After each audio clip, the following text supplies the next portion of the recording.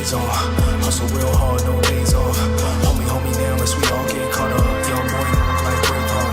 You know what it is, you know what it ain't. Get it how you live, take it to the bank.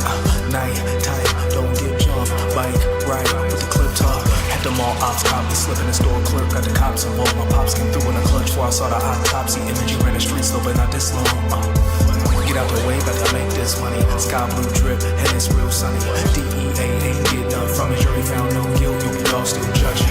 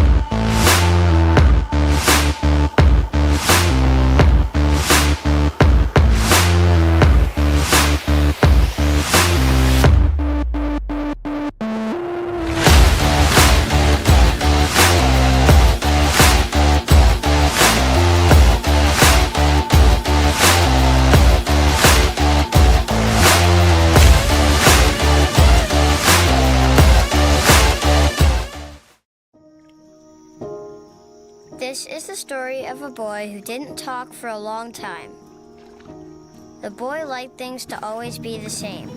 Any changes would scare and upset him. The unknown was an unfriendly place. The boy was very sensitive to lights and sounds. So he built secret hiding places where they couldn't get in. The boy didn't like looking people in the eye. He wasn't trying to be mean, it just made him feel uncomfortable. Sometimes he would flap his arms again and again. One day I found out I have something called autism. My family got me help. Slowly, I found my voice and learned all the ways I could live with it better. Early intervention can make a lifetime of difference. Learn the signs at autismspeaks.org. B O S T O N. B O S T O N. Buy a Boston butt, buy you one now. Buy a Boston butt before they sell out. B O S T O N. B O T-O-N. The Auburn High School cross country and track and field teams are having their annual Boston Butt sale. The Boston Butts are $40 each, and you can place your order via My School Shares or visit the counseling office to pay with cash or check. The deadline to order is Friday, February 2nd at midnight. Pickup will be on Friday, February 16th from 9 a.m. to 5 p.m. near the track entrance at Auburn High School. Please help support the cross country and track and field teams this season.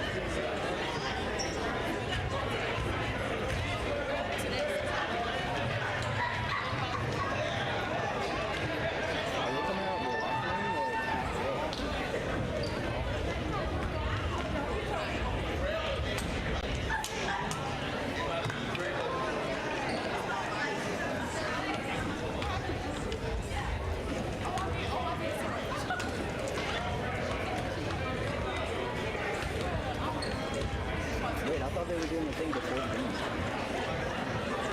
they doing it at halftime?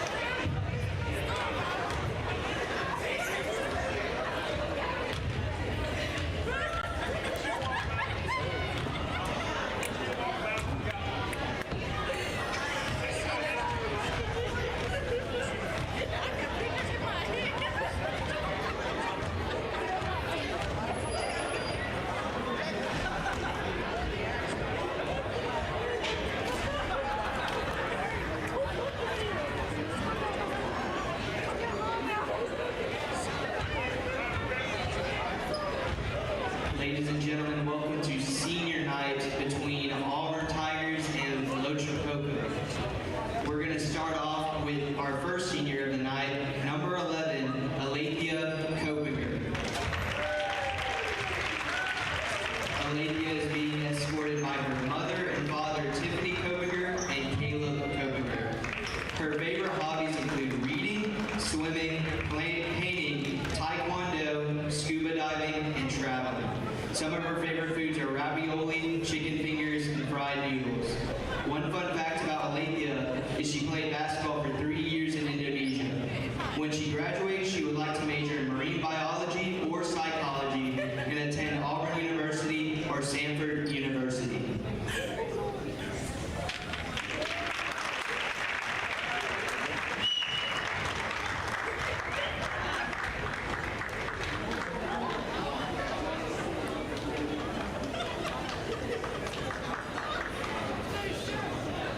Coming up next is number 30, Jonah Wood. Jonah is being escorted by her mother and her stepdad, Stacy and Lan Lipscomb, as well as her grandmother. Her favorite hobbies include playing the guitar and drawing. Some of her favorite foods are pasta and collard greens. When she graduates, she would like to major in psychology, neuroscience, or plant biology and attend Huntington College or Agnes Scott.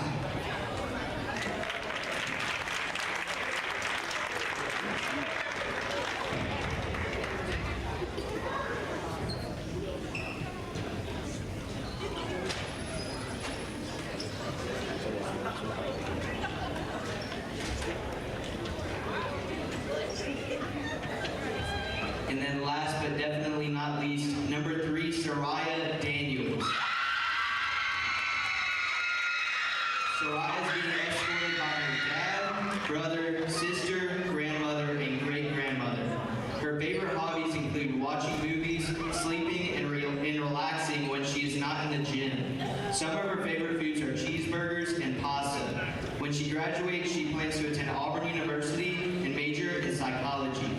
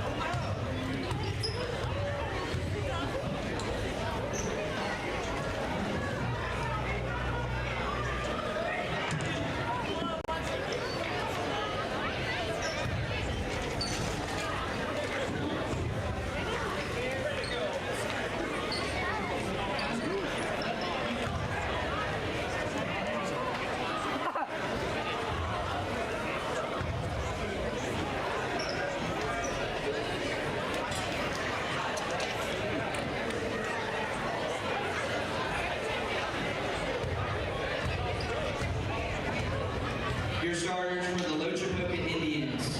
Number 2, Destiny Core. Number 5, Ormani Lockhart. Number 11, Destiny Williamson.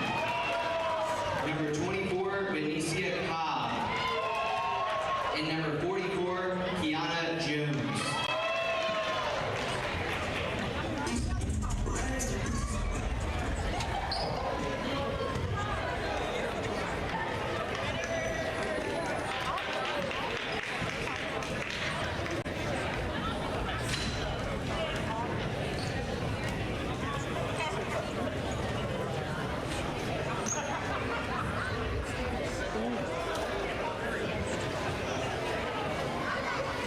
And ladies and gentlemen, get on your feet for your Auburn Tigers. Starting at guard, number 1, Kalia Tone.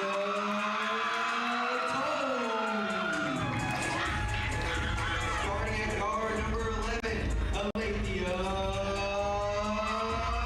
Koviger. Starting at forward, number 24, Avery Bowley. Starting at forward, number 30, Jonah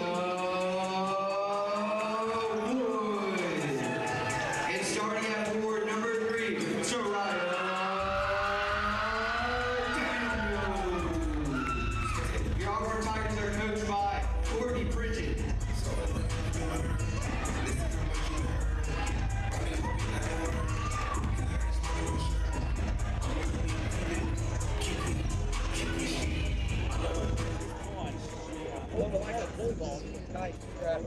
Friday night.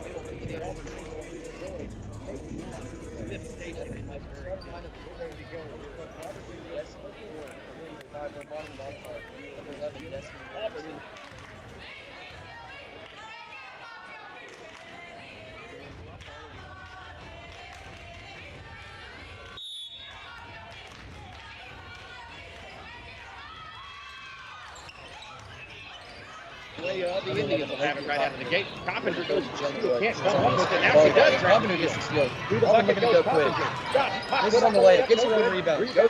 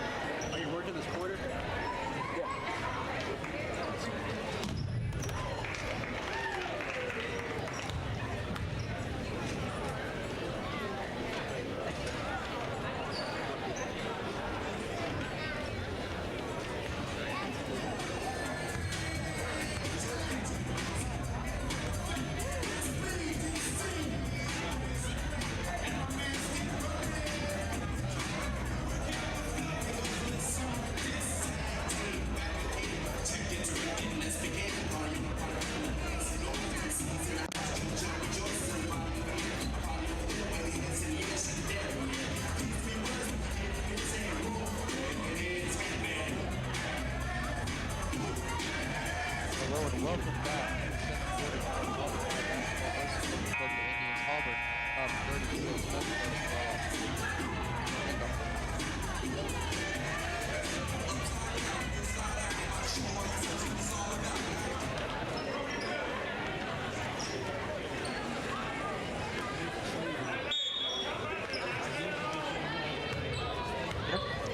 We have other people like Jonah Wood, Brooke Hallman have 2 points each, and Kalia Tolles has 6 points.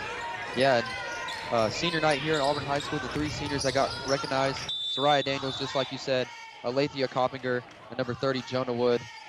Alethea and Soraya plan to attend Auburn University, and Jonah Wood still undecided between Huntington College. So Auburn now with the ball up, 30-6. Loachapoka playing kind of a press, putting some pressure on the Tigers. Jonah Wood out to Olivia Quinones. Olivia Quinones drains a shot. Number 22, Olivia Quinones, with her first points at home of the season, and the crowd goes crazy.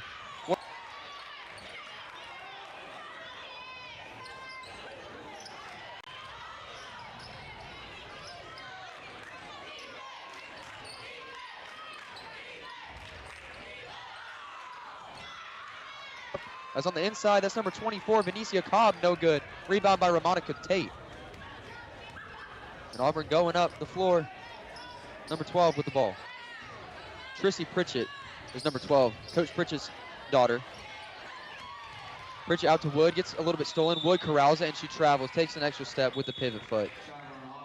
Yeah, the first quarter, I don't think I saw a single point that Auburn scored that wasn't a transition point. Yeah, Auburn really didn't have to play in the half court. They got, like you said, transition buckets, steals galore.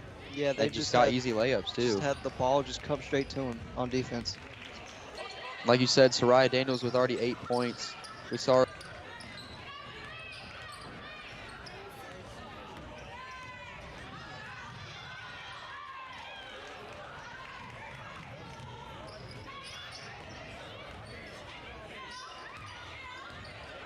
on the perimeter.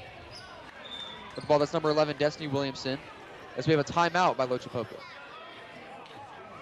A little bit of miscommunication on that one between the referee and Loachapoka's coach, but we're going to have a timeout, a full timeout. We'll take it with them. Don't go away because we got more women's basketball coming your way.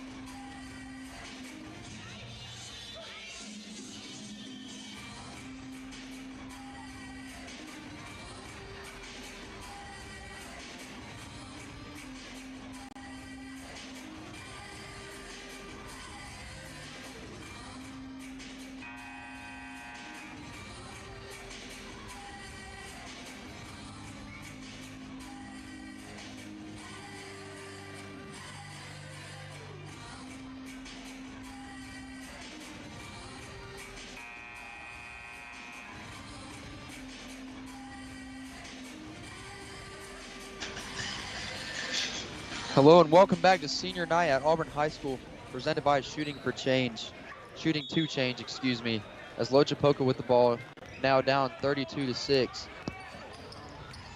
As with the ball now is going to be Williamson over to Lockhart, starting 5 back in for the Indians, as Core's going to take the 3, no good.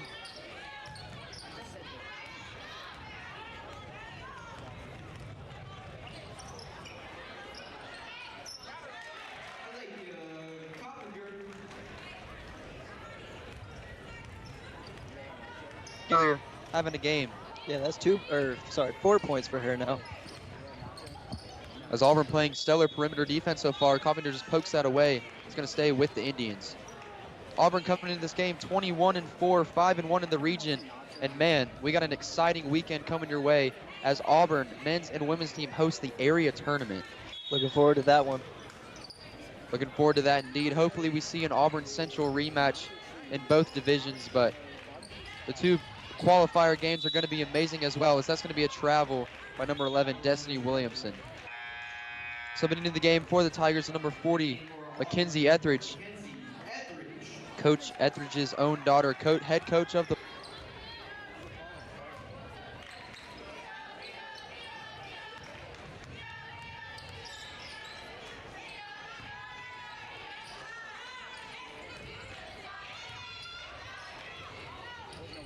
Mackenzie Etheridge loses the ball.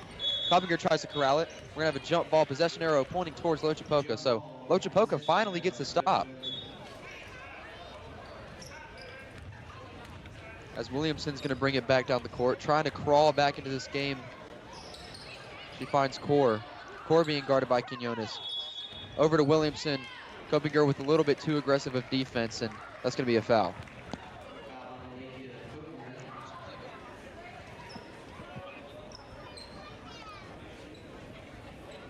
Throwing in the ball for the Indians is going to be Williamson. This gym starting to fill up for the men's game, coming a few minutes after this one's over. Loachapoka.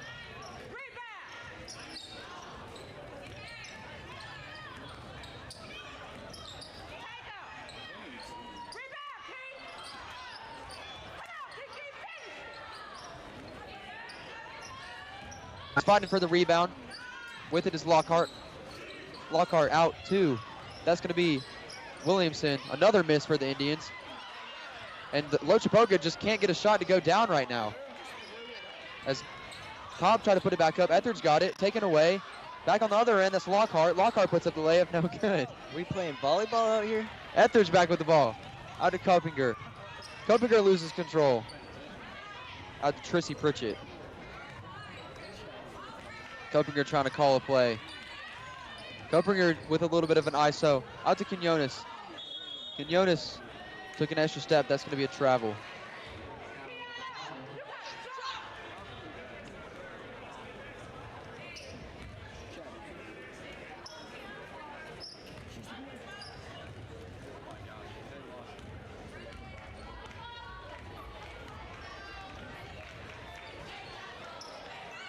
The blowout so far, we've seen the normal starting five for Auburn sitting almost the entire game, as Loachapoka just can't find an answer on the offensive end.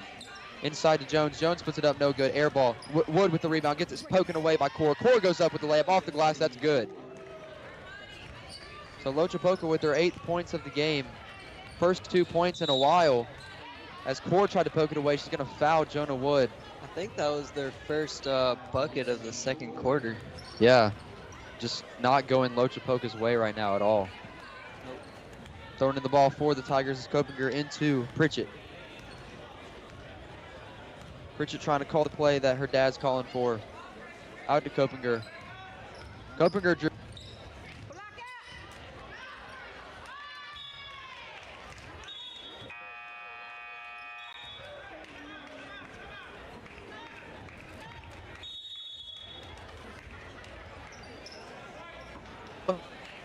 As timeout by Auburn. Coach Pritchett calls a timeout. That's going to be a 30-second timeout. We're going to keep it here.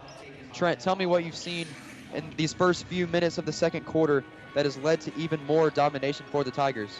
Yeah, and I've seen a lot of defense from both sides, but especially from Auburn. I've seen a lot of steals. We've had one block by Claire Napper, and then we just had a block by Loachapoka. But just a lot of defense here. Not much offense, especially for Loachapoka. They just can't find their flow. Yeah, second quarter, way more low scoring than the first quarter.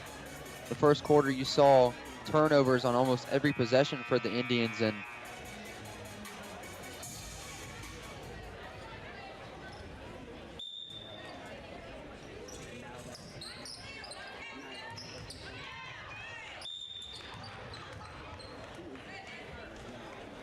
as it's been a little bit slow in the second quarter, as the ball's going to stay with Auburn. Throwing it in, it's Pritchett. Pritchett inbounding the ball. Struggling to find someone open, finds Jonah Wood, heaves it up to her. Jonah Wood to her right, pulls up from the mid-range, short. Core with the rebound, going on the other end, all the way, all by herself, goes up off the glass, it's good. Your score 34-10 with 3 minutes left in the second quarter. As you see Loachapoka starting to play a little bit of a press, trying to crawl back into this game as Coppinger gets it slung to. Goes inside. That's into Isabella Paul, number 33, and she scores. Great find right there from Coping.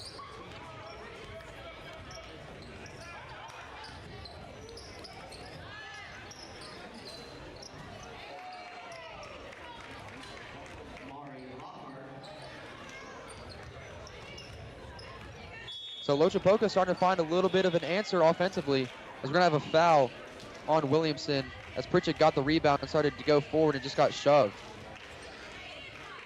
Yeah, Loachapoka's been shooting. They've been going for the 3 a lot. Oh, man, that one just finally paid off. Yeah, you know, when you're down by 24, you got to start relying on the 3. And that's exactly what they've done. It's worked a little bit, but hasn't worked enough. As Auburn now up 36-12. No answer from the Indians so far as Wood throws it into Pritchett. Pritchett coming down the court, observing her options. Wood tries to give it over to Coppinger. Good defense by Williamson to tip it away.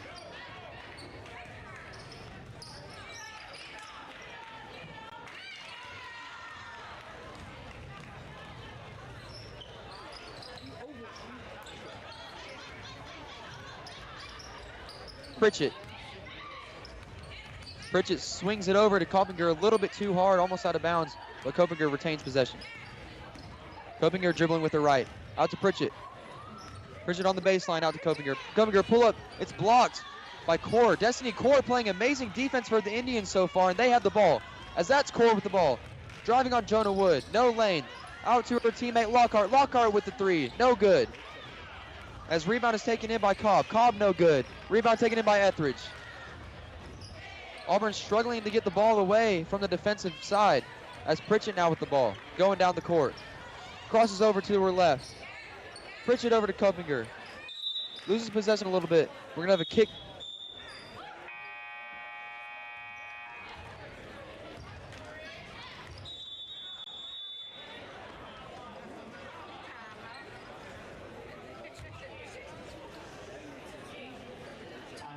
Drummond. As we're going to have a timeout on the court by Auburn. It's going to be a 30-second timeout. Trent, we're going to keep it here. And this game brought to you by Shooting for Change by AHS Mass Media. But Trent, what have you seen so far from the Loachapoka Indians? I mean, Destiny Core is all over the court on the defensive side right now. Oh, yeah, for sure. Destiny Core is putting the Indians on her back right now. And Loachapoka coming to this game struggling all season to find that key win that they need. Trying to find it against the Auburn Tigers, just not working in this first half so far.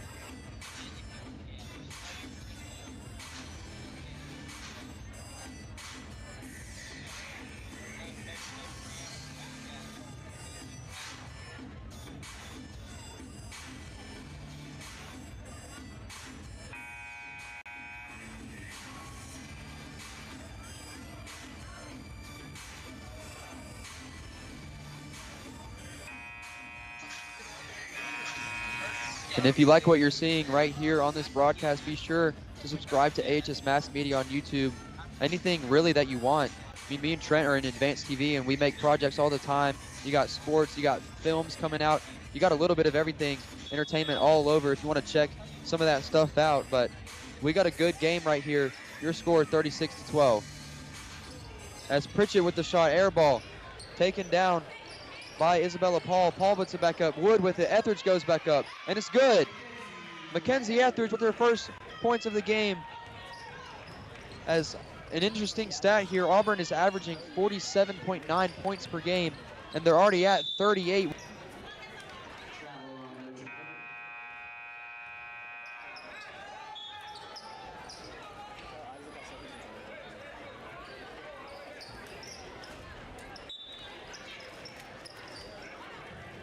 Yeah, that's insane.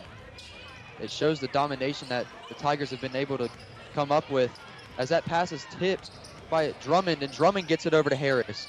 Harris struggling to find someone open. Out to her teammate. That's going to be Hurd with the shot. No good. Rebound taken in by number 10. Do not have her name on the roster, so she will be referred to as number 10 as Pritchett now with the ball. Pritchett dribbling to her left. That's poken away by Drummond. Drummond going all the way with the right hand. Layup is good. 38-14 with 20 seconds left. Auburn going to let this clock tick on out in this first half. Yeah, you've got a sizable lead.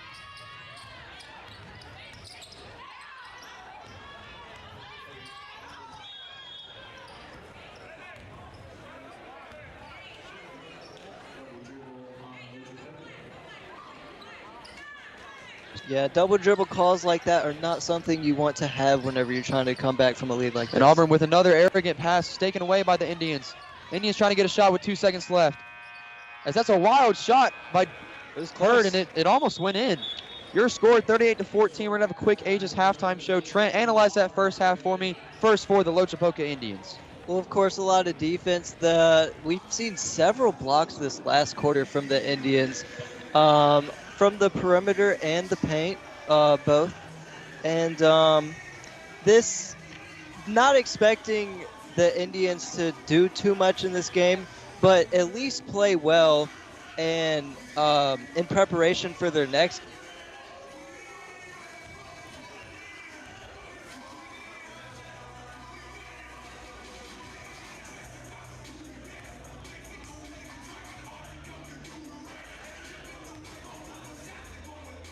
With more of their reserves in, kind of struggled to find an answer offensively. Like you said, steals on almost every possession for the Indians, but for the Auburn Tigers, what have you seen so far? Well, talk about a display of dominance. The last game that the Indians and the Tigers faced off this season was 73-17. Auburn won that. And this game isn't really looking too different. I mean, Loachapoka does have 14 points right now. It's about a 24-point lead for Auburn. They're just dominant. What else can I say? Yeah, like Trent said, domination in the first half, 38-14. We're going to send you to a quick ad break for halftime, but don't go away because we got the second half coming up.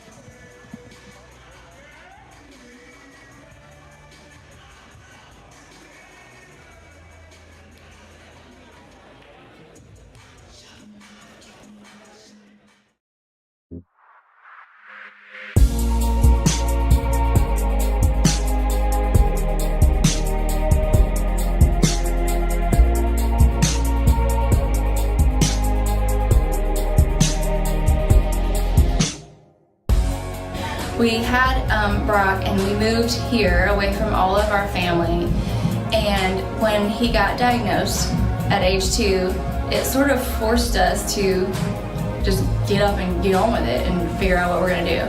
We didn't have a lot of time to wallow because we didn't have anybody to help us. We were just had to figure it out. So of course it's heartbreaking, and he's not gonna play basketball at Auburn, and you know, he is probably going to live with us forever. But the longer time goes on, it's exactly how we want it, you know? There's lots of things we want him to do. There's lots of things we want him to achieve in school. But mostly, we just want him to have a happy life. And he does. I mean, he's a happy kid when he's, you know, not trying to stab someone or bite them. I have been a dance teacher all my life, and I was super blessed to have an autistic child, and he doesn't say a lot, and at first when he was little he liked to dance and he liked to listen to my inappropriate rap music, and it really was, I mean, I know that sounds cheesy, but it was God that told me to do it. I mean, I have this gift and I have this child, so let's put them together, because there's not a lot for special needs kids to do extracurricularly. I mean, we tried, you know, soccer and choir and everything else, and it was just a disaster because it's not made for special needs kids. So this is a studio where only children and adults with disabilities can come. We don't take regular kids. No regular kids. He definitely has his moments, but I just love parents that are newly diagnosed that come to me. I just like to tell them it's not a death sentence, and it can actually be really cool. Once you get past the initial grief of it, you have to grieve them, and then you move on, and then you start living your life. I have a really good story to go along with this. All right. Okay, so he had a teacher named Melanie too. lots of people know Miss Melanie. And we had gone to eat at Mellow Mushroom. And Brock flaps his hand. I mean, this is constant right here. I mean, and people driving in cars like think he's waving at him. He's totally not. And he'll keep flapping. They're like, okay, buddy, hi, I waved at you.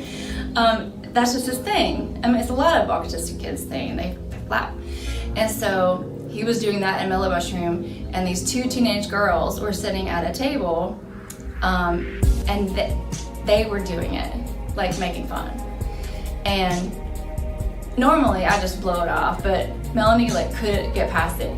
So she took Brock's hand and walked him over to the table, and she said, hi, this is Rock. He has autism, and when he's bored or excited, he flaps his hand like this, so he must be really excited to be here. And I just wanted to know if y'all wanted to meet him or if you have any questions about autism. That blew me away. It was such a cool way to handle it. Instead of being mad at them, you turn it into a learning experience. Now, they looked like they had seen a ghost and probably mortified, but it really, I bet they won't do that again, you know? They didn't know what was wrong with them, and now Melanie explained it really nice. So a lot of it is having a child with behaviors. He doesn't look like there's anything wrong with him. He's a cute little kid, but he does some weird stuff that you just can't explain.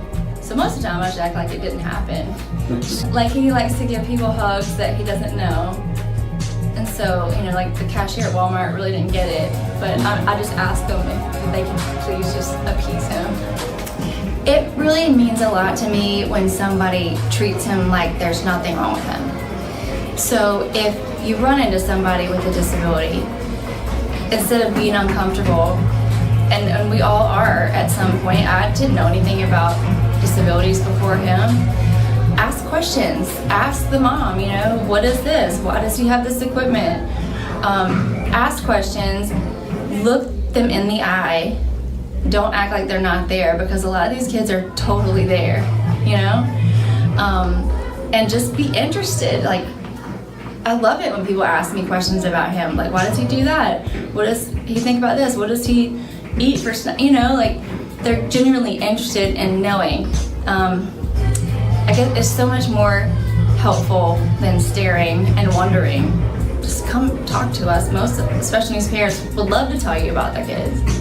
And it's a hard thing to do if you're not used to it, but we like that so much more. And he likes it too. He loves attention.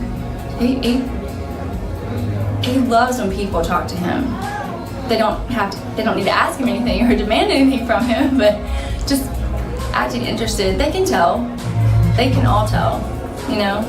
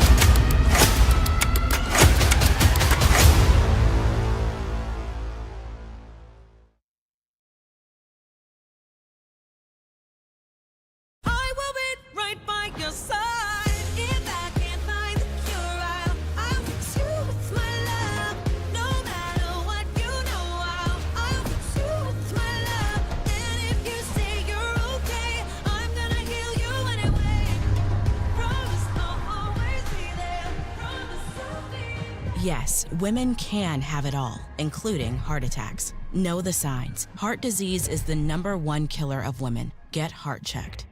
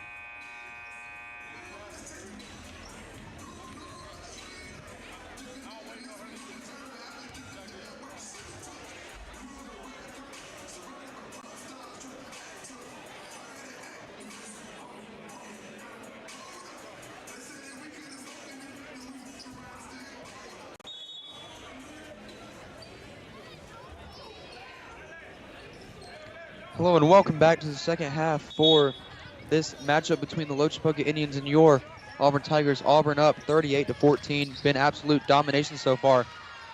As coming out hot, Williamson gets the steal. Goes up with the right hand on the left side and is good. So Loachapoka coming out hot. 2-0 run to start the second half, excuse me. As with the ball is Trissy Pritchett. Over to Alethea Coppinger.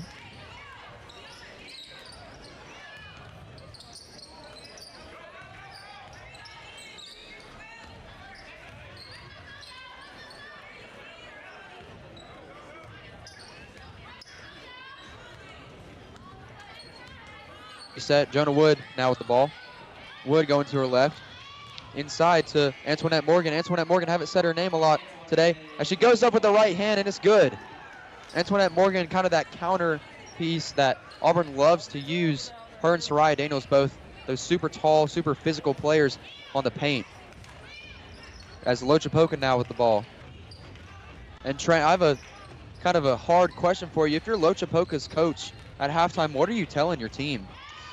Just play with a little more formality. Don't let them get any more easy buckets. And then I think they've learned that in the second quarter, because the first quarter they've had so many transition buckets, and the second quarter they just cut the.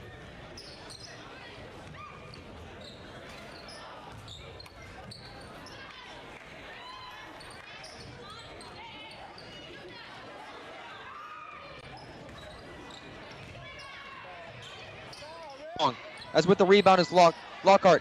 Gives it back to Etheridge, back to over to Wood, and now Core has it running out. Running full speed with the right hand. Short on the layup. Rebound Wood. Coppinger going back the other way. As we're going to have a foul on Coppinger trying to get the ball back from Williamson, as Williamson stole it away from her. And we're going to stay on this side. Yeah, I don't know what their coach told them, but it seems to be working right now.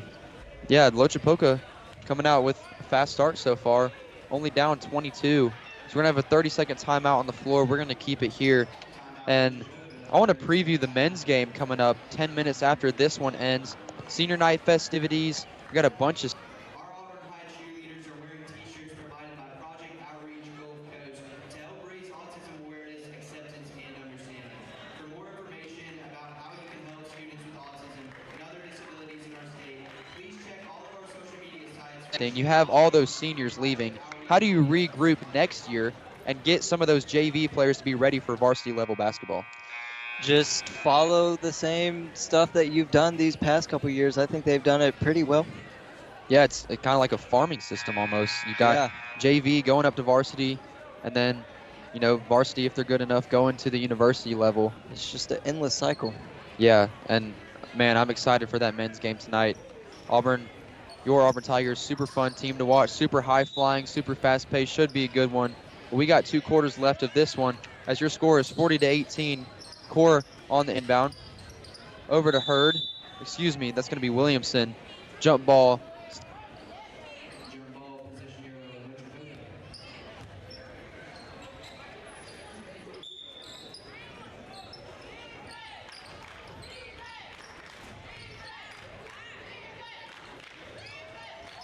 Into Williamson. Williamson over to Core. Core with the left wing 3, no good. Tracking the rebound is Pritchett.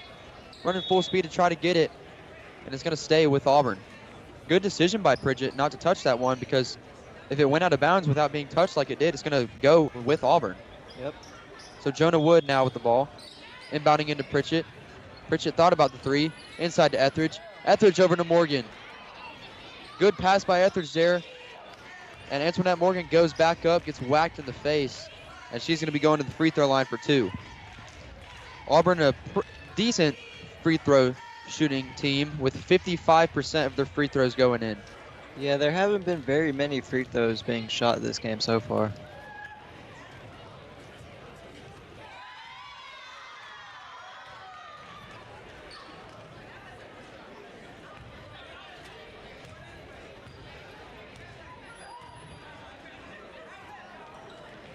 Far as Morgan drains the second, pure as butter, drains both. As you see the Auburn bench having a grand old time over there, celebrating Antoinette Morgan making both of her free throws. As coming to the game for the Tigers is number 22, Olivia Quinones. As Morgan comes out. And Loachapoka now with the ball. Williamson has it. Left wing. Over to Lockhart. Lockhart to the other wing. Pulls the shot, that's Core. No good from the right wing. Jonah Wood with the rebound. Out to Copinger. Copinger went on full speed with a few teammates that she can decide to pass it to. Decides to pull up the shot short. That was a crazy shot. Yeah, kind of a, like you said, crazy shot. Just kind of turned around, saw that she was that close. I don't think she...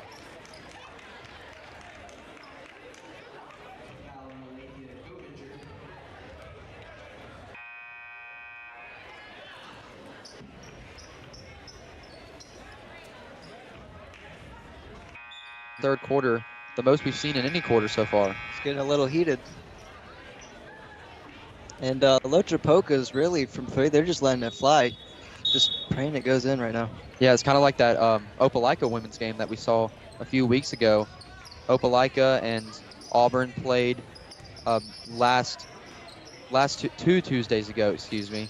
And Opelika was down by so much, they just had to chuck half-court threes. We saw it from the Wax sisters. And now we're seeing it from the Indians, like you said. As Auburn gets the steal, Pritchett looking to run. Dribbling with the left hand. Over to Jada Williams. Jada Williams going inside. Strong layup, too strong. As on the other end, that's Loachapoka going down.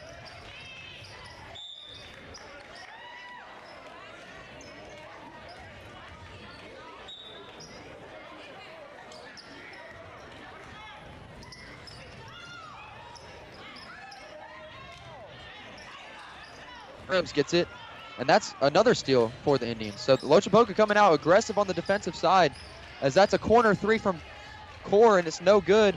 Rebound by Isabella Paul. I mean, I would say she should have taken a little more time on that shot, but a defender was closing in. So Pritchett now with the ball to the right side. Jada Williams brings it back out. Pritchett with the ball now over to Jonah Wood. Wood back to Pritchett. The Auburn bench looking for them to pass it to Olivia Quinones, and it's no good. Jada Williams short, too strong on that shot. As the Indians going down the other way. Another pull-up 3 from Core, no good.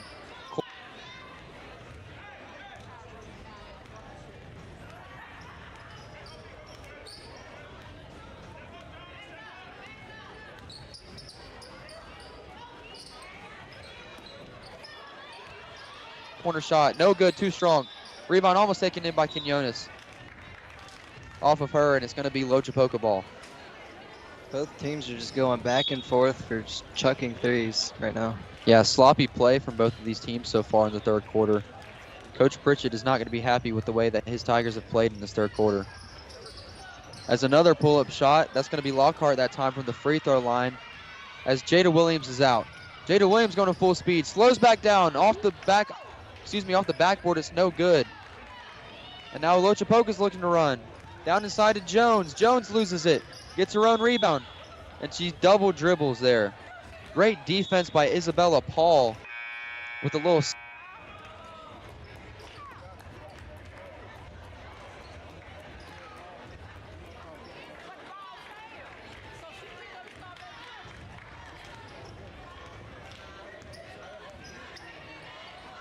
Put your arms up. Don't get fouled.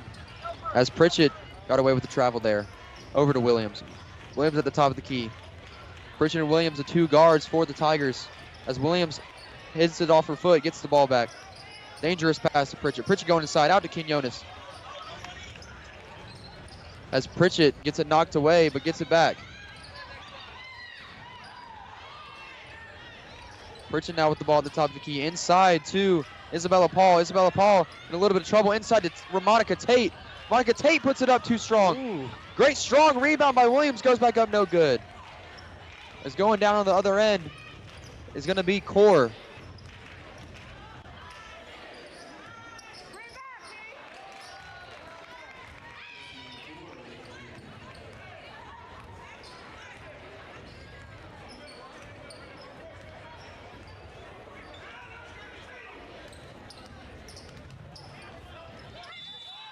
Double teamed by Williamson and Core, and they cause a turnover. Backcourt violation on Pritchett. Nice defensive play right there. So Loachapoka gets the ball back with 2 minutes and 2 seconds left in this third quarter. Amanda Harris throwing it in the ball for the Indians into Drummond. Drummond at the top of the key, over to Harris. Harris pulls up from the left wing, short. Rebound taken in by Isabella Paul, fights for it. As that's over to Jada Williams, over to Trissy Pritchett.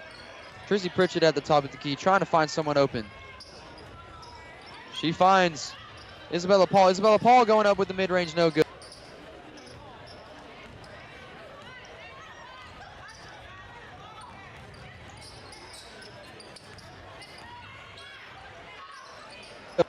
Hurd inside, great pass to Melton, no good. As going back up, fighting for the rebound. That was number 15, Essence Key, her first time being in the game.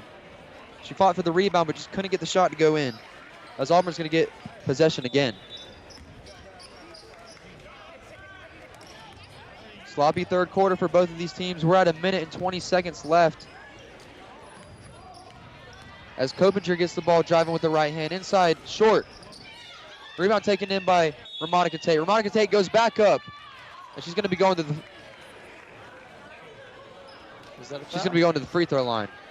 I almost thought they called an offensive foul. Because I kind of saw Jonah Wood and Trissy Pritchett running back down the court to get on.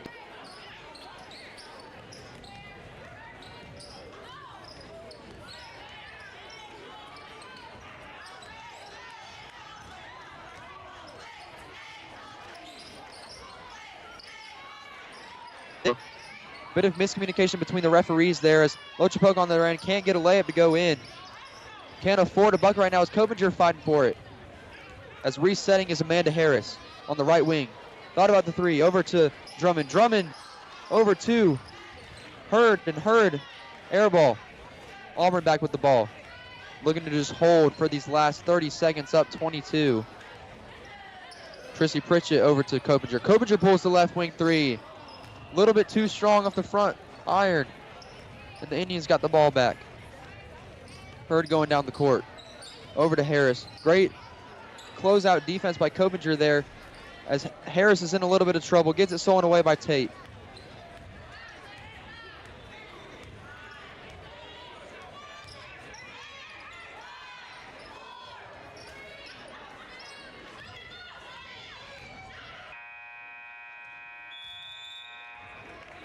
Too strong. Not as close as the last buzzer beater. End of the third quarter, your score 42-20. The Auburn Tigers leading the Loachapoka Indians. Auburn looking to move to 22-4 before that coveted area tournament coming up on Friday.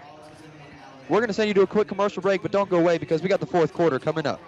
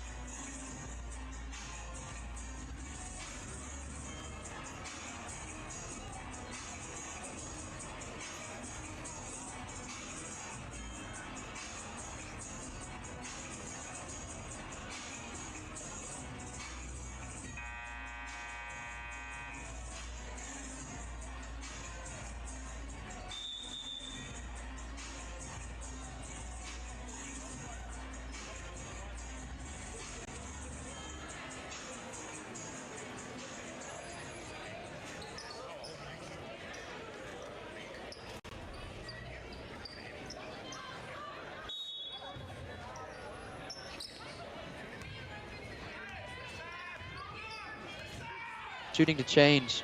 Auburn up 42-20, blowing out the Loachapoka Indians so far. But Trent was saying in the second quarter, the score of the last time these two teams met, this game not even close to the dominance that we saw from Auburn in that first game. Nope, I don't think it will be any closer because this game, a way to describe this game so far has just been a fight for the ball. On Loachapoka's end, facing and trying to beat Auburn is a pretty ambitious task, which they have faced with ambitious shots from the three-point line. Props to Loachapoka for playing super hard these first three quarters, as we're going to have a foul on Armani Lockhart. But I want to say that first game early in the season, you know, coming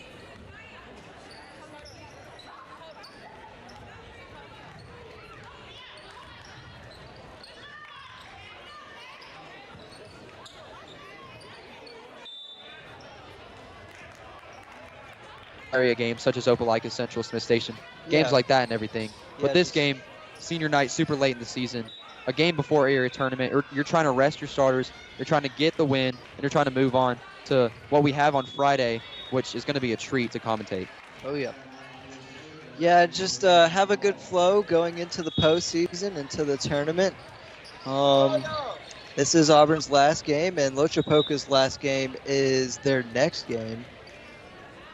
Yeah, and going with the flow, you see it in university, professionals see it everywhere when you go into the playoffs or an area tournament, something like that. You usually, more than likely, schedule a game that's not as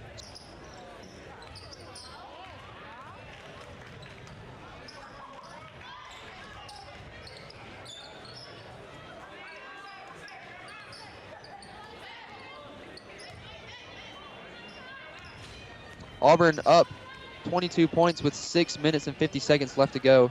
This has been a treat to watch so far, but don't go away because we got the high school men's game coming up against the Loachapoka Indians, and man, I'm excited for that game. Should be good.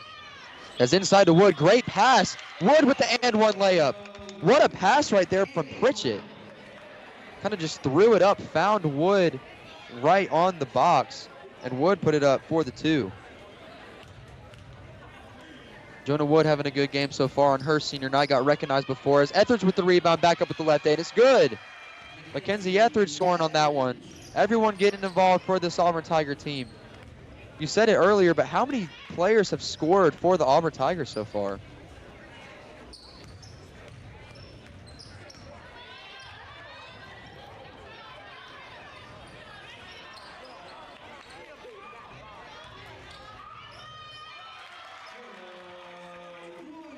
Auburn running away in this fourth quarter, playing some great team basketball. You can see the chemistry that these seniors have played with all season. Yeah, they definitely are sharing the ball. As they're starting to run the clock, as Etheridge gets the easy steal out to Pritchett. Pritchett running with the right hand. Gets it poked away by Core. It's going to stay with Auburn. Coming into the game for the Indians is number 22, Venetia Cobb.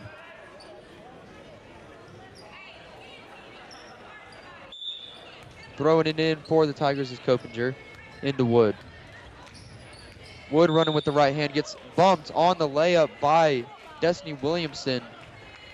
2 fouls already in this quarter for the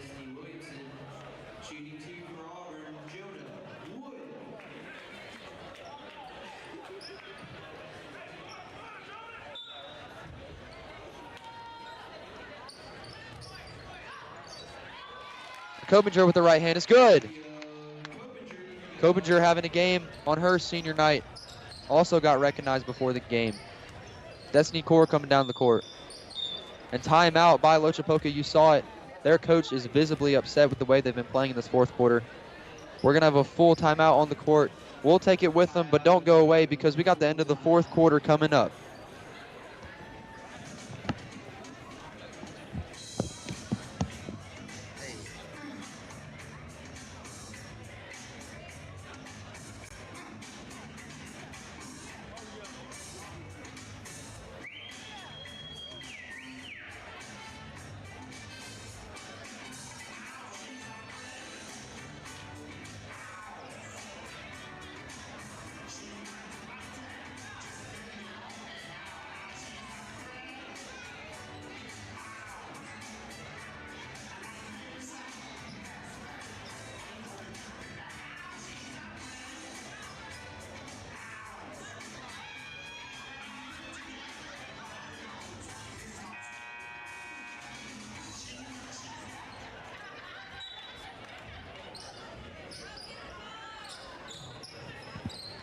Throwing it in for the Indians is number 11, Destiny Williamson. Thrown away by Copinger. Copinger, that's inside to Ramonica Tate. Ramonica Tate goes up, it's good.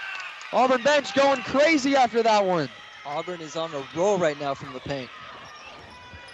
The Auburn section going crazy after that one, indeed. 5 minutes left in this fourth quarter. Has got away with a travel right there, that's Benicia Cobb.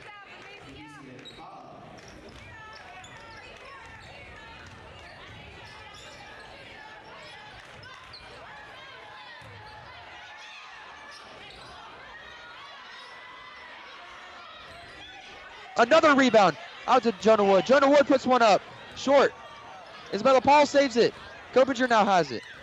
Resetting, going back out. Copinger over to Trissy Pritchett. Trissy Pritchett to her left at the top of the key. Her dad telling her to slow it down a little bit. Copinger with the ball. Inside to Ramonica Tate. Ramonica Tate goes up. Gets bumped, but no call. A little bit of, that was a physical play to not have a foul called on that one. Yeah, Coach Pritchett's upset about it too. A little rough.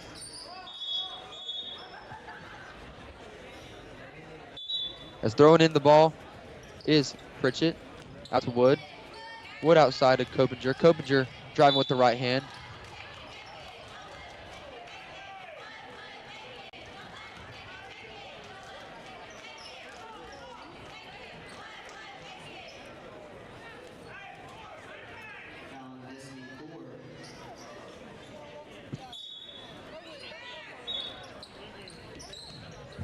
As Auburn 4 minutes away from moving on to 22-4 and finishing an outstanding regular season record.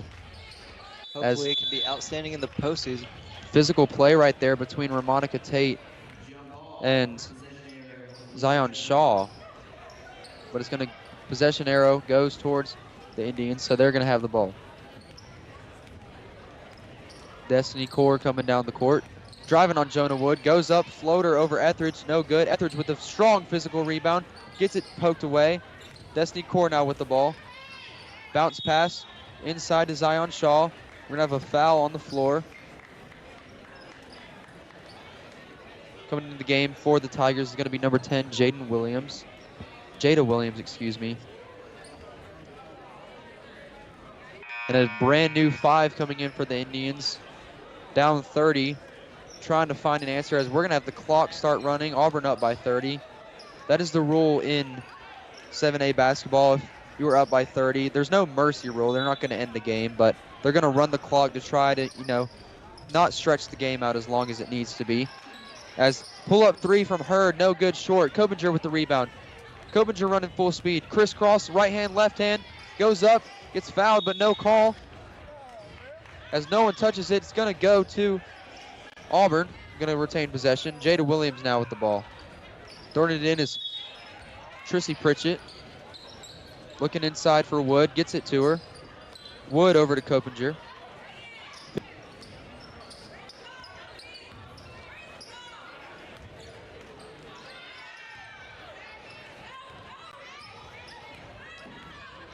As great steal right there from Harris. Harris running full speed.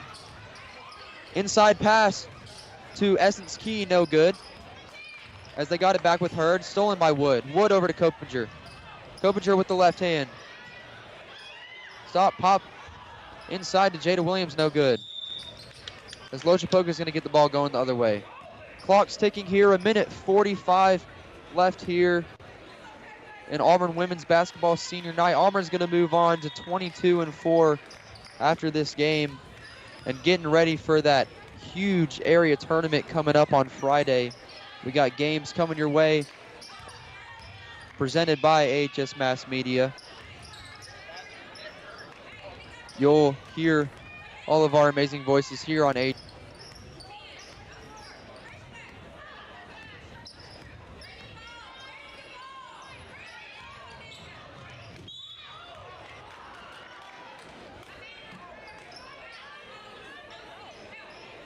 Actually get to go on a field trip Friday for the awards that we're nominated for. So yep, on to Tuscaloosa. Award-winning AHS Mass Media over here at Auburn High School. Thank you so much for watching this women's game as the clock is ticking down, 50 seconds left. But don't go away because we got Loachapoka versus Auburn men's edition coming up. at the free throw line for the Tigers is number 10, Jada Williams. As Jada Williams, the 12th player for Auburn to score this game. Sharing the ball all over the court. Special day for the Tigers. As no good on that free throw. Jump ball between Quinones and Key. As Auburn keeps possession of the ball with 20 seconds.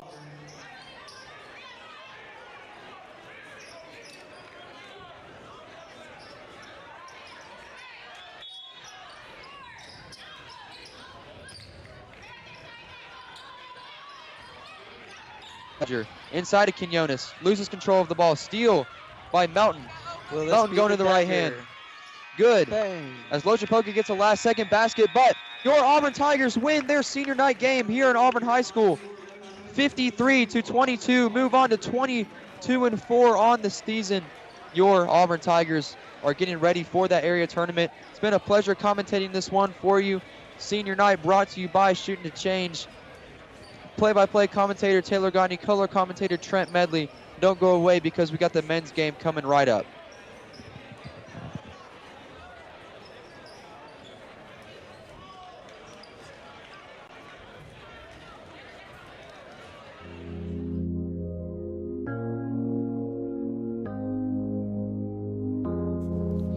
Dear Alabama, 5 years. For the last 5 years, Shooting to Change has been promoting autism acceptance through athletics all across the state of Alabama and beyond. 5 years. It was actually a little more than 5 years ago when Drew and Jenny Lee Powell found out their son Parker was diagnosed with autism. And when they decided to do something to make a difference, Drew teamed up with the friend and co-worker Scott Parks and Project Outreach Gulf Coast to take this idea and make it actually happen. 5 years have gone by since the first Shooting to Change began. Almost 5,000 shirts going all over the state of Alabama have been produced to bring attention to a disability that impacts 1 in 54 children. So much has taken place in the last 5 years. We've had some amazing successes. We've seen some devastating tragedies. So the truth is, even after 5 years, with all the positive circumstances taking place from so many different people and organizations, there's still a long way to go. We've helped tremendously. Miles is joined by his dad, Tyler Hand, his mom, Angela Hand, his sister, Jeffy Claire Hand, his brother, JT Hand, and his grandmother, Mimi.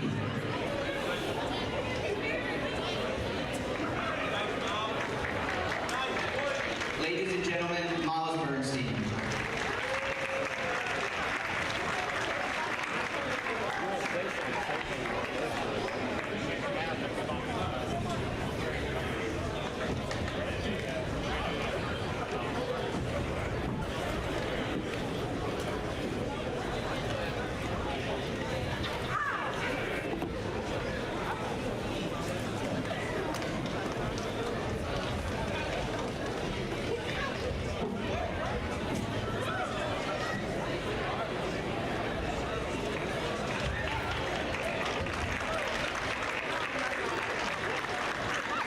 Coming out next is Jaden Eccles.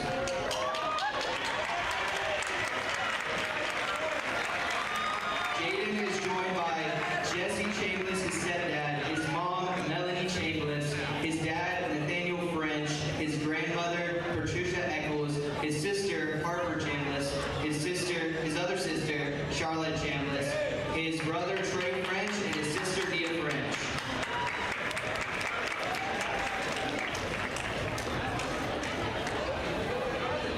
Ladies and gentlemen, Jaden Eccles.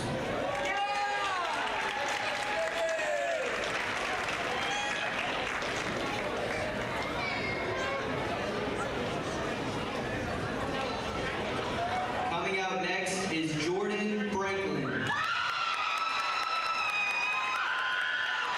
Jordan is joined by his mom, Kelly Franklin McKenzie, his grandmother, Yvonne Chester, his other grandmother, Myrna Franklin, Gabrielle McKenzie, his dad, Mark White, his cousin, Markel Franklin, his godparents,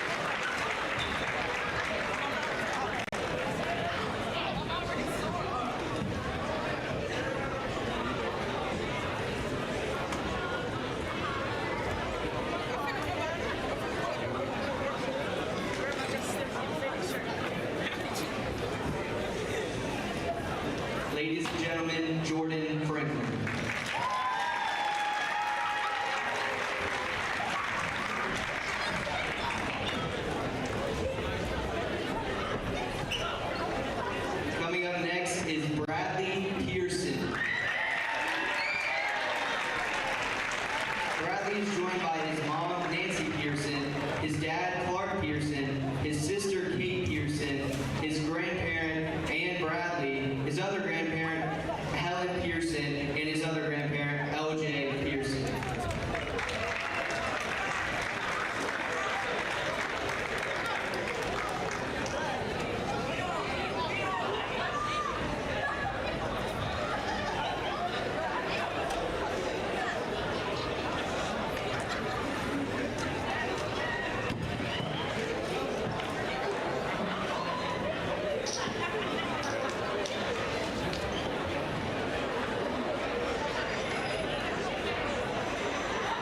Ladies and gentlemen, Bradley B-Dog Pearson.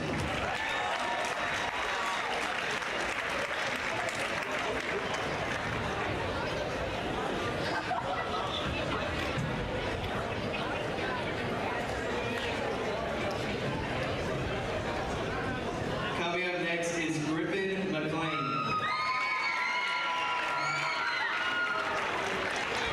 Joining him is his dad, Matt McLean, his mom, Lori McLean, his brother, Lance McLean, and his grandmother, Margie Archer.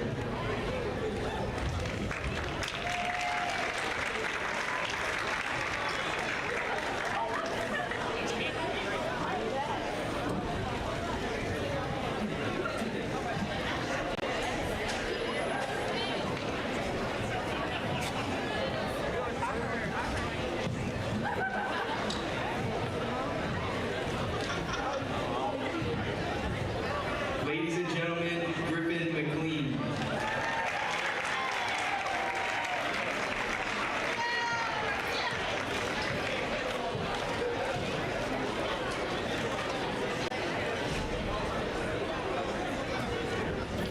Coming up next is Adam Gonia.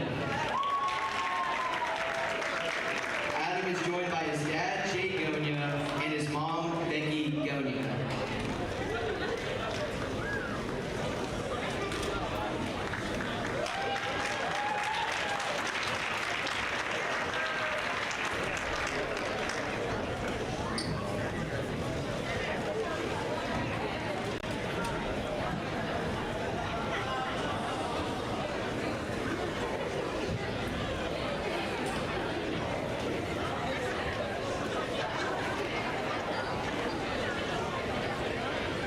Ladies and gentlemen, the Badger, Adam Gonia.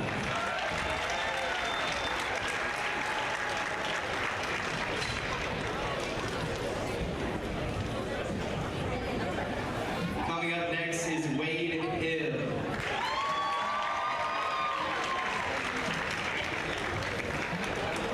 Joining Wade is his dad, David Hill, his mom, Elizabeth Hill, and his brother, Luke Hill.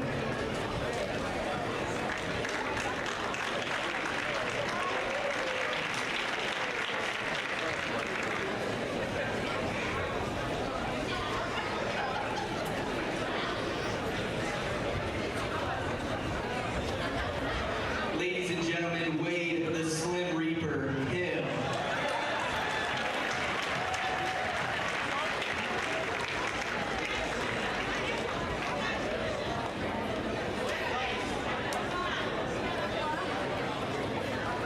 And last but definitely not least, Trey Fletcher.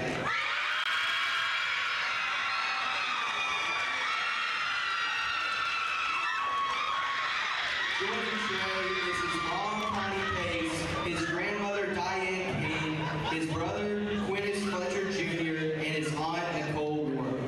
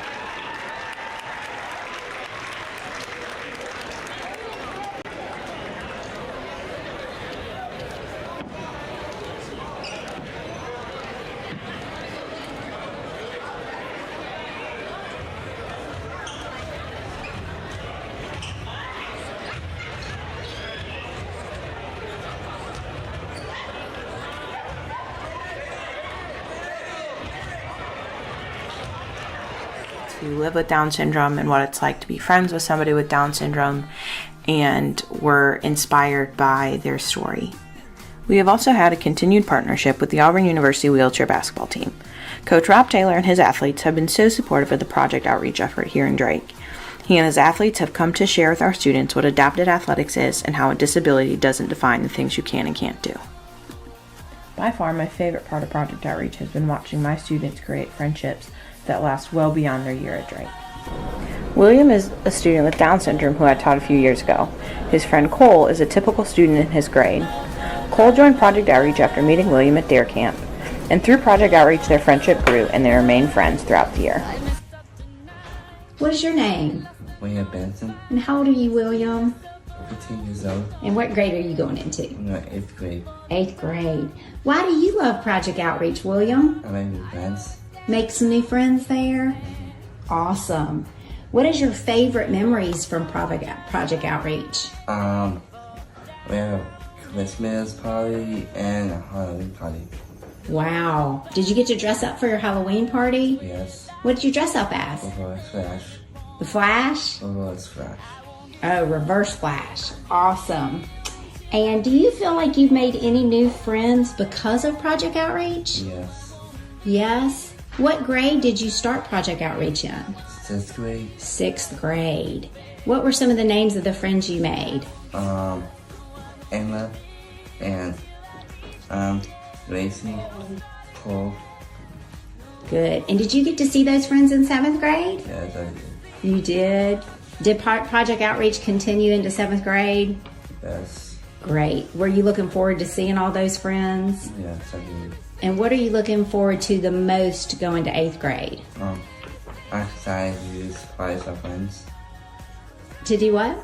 Supplies for my friends. Over the years, I've watched Project Outreach at Drake grow into the program that it is today, and it really has become my favorite part of being a teacher. My hope is that we can get Project Outreach into all the schools in Auburn and even the surrounding areas so that other students can experience the same kind of friendships and learn the same kind of things that the students at Drake have. Thank you guys so much for coming to Merge Auburn. I can't wait to hear about all the great things that happen because of this day. I wanna try everything, I wanna try even though I could fail.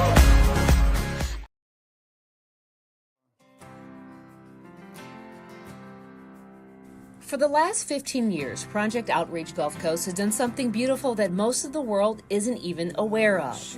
In 2007, a group of students and teachers started a movement at Spanish Fort High School that would quickly grow into the school's largest organization. So what did they do? They made a difference.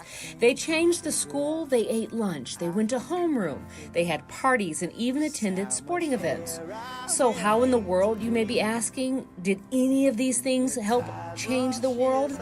How did they make a difference? Because they invited their friends. Their friends that they'd met with various disabilities, from Down syndrome to autism, from cerebral palsy to Rett syndrome. They met students and stopped defining these students by a word. That is, except for the word friend. They asked questions, they found answers, they went to the movies, ate at restaurants, texted, snapped, and even made vines. You know, the older version of TikTok. And then they did something even more amazing than all of that listed before. They multiplied. It was the students who took the ideas they'd created, dreamed of, and executed, and shared them with other schools. They presented it in services, they spoke at conferences, they traveled to universities, and they watched as one by one more schools started to create these service clubs, these chapters, in various communities. And they did all of this while never losing sight of the goal: relationships, friendships, people. The people are what make each of these Project Outreach chapters exist as they are today. And with the help of some of the most amazing educators in the world, it continues to grow. It's now 15 years later, and we have more than 35 chapters across the state of Alabama. And the best part?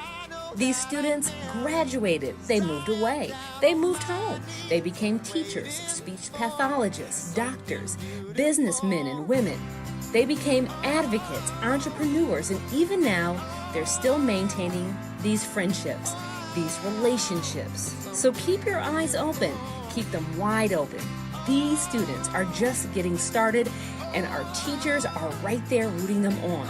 Because anyone who puts their heart and their mind and their soul and strength to a goal, they usually end up accomplishing it. They are the difference makers of the world, and we are so thankful for each and every one of them. From the past to the present, and for many years to come, we cannot wait to see the next chapters begin. We can't wait to see more and more students in classrooms, teachers in schools and communities change the way they see each other, especially those with disabilities. So if you or your child is lucky enough to be in one of those schools that has a Project Outreach chapter, just know there are hundreds of former students who have paved the way for that chapter to be right there. And who knows, one day you may just see them leading the way from the inside.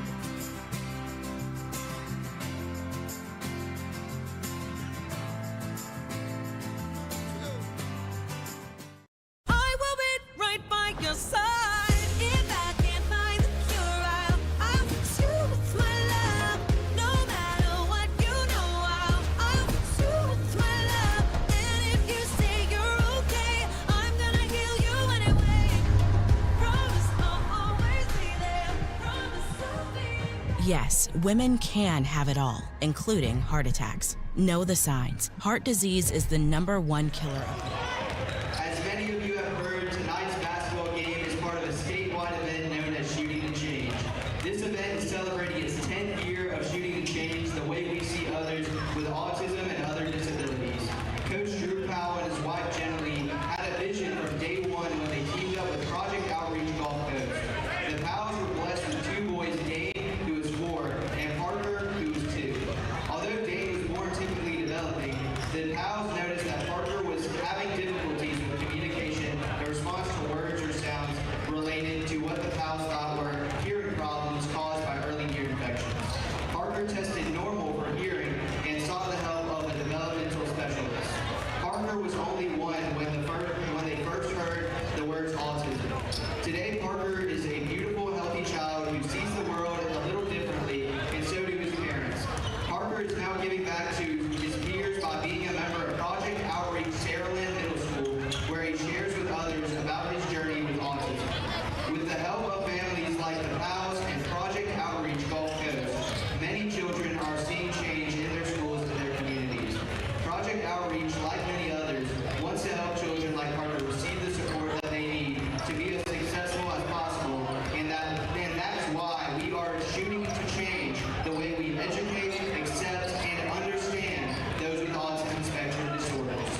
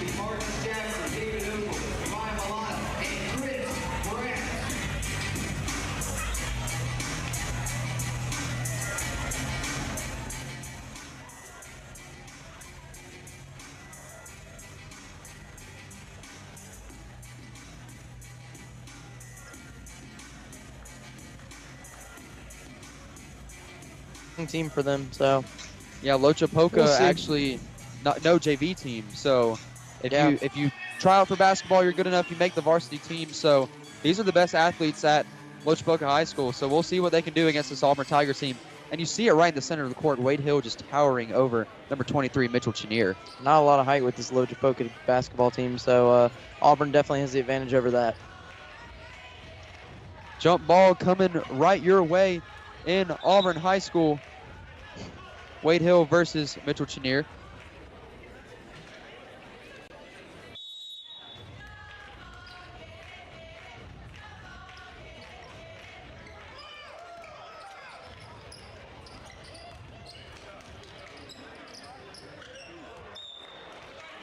Inside to Wade Hill, arid pass, and it's going to go to Loachapoka. Early turnover for the Tigers.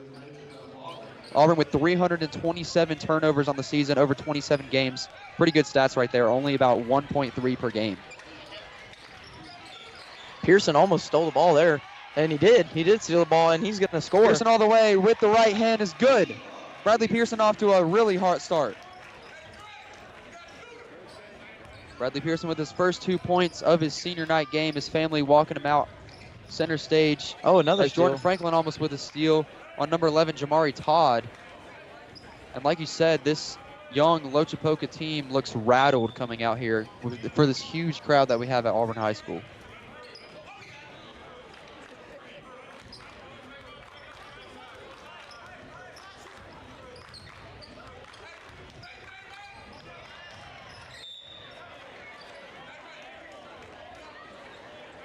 Called it again.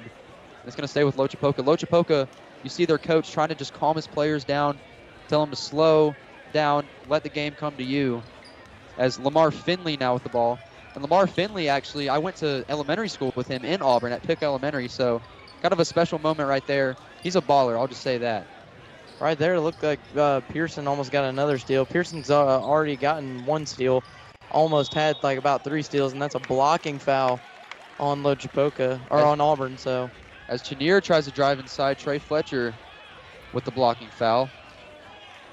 So Loachapoka retaining possession here.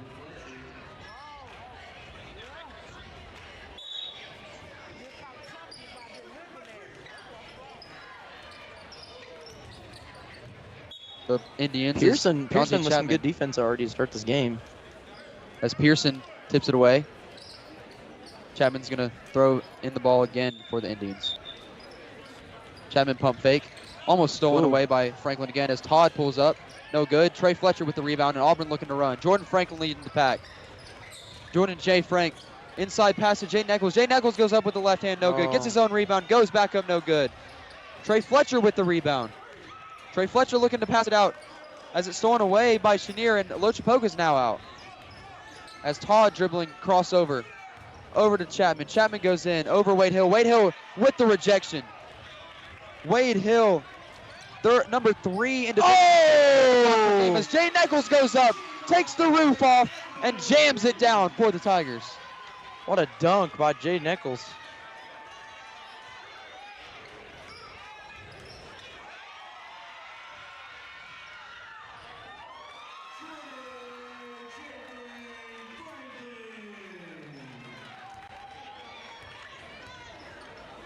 Left to go in this first quarter. Auburn off to a roll. Trey Fletcher not in his head. Chapman now with the ball. Big by Chenier. Chapman going all the way. Reverse layup with the right hand. What a layup by Chapman. Chapman with a reverse layup with the right hand. Franklin, Jay Frank going out. Between the legs. Resetting. Slowing it down. Calling the play that Coach Brandt's calling over to Eccles. Eccles over to Pearson on the right wing. Over to Franklin at the top of the key. Franklin with some fancy footwork. Franklin pull up mid-range. Short. Shot there. Rebound by Fletcher. Fletcher goes back up. No good. Lost control of the ball as he was going up. And Loachapoka trying to come the other way as it's up.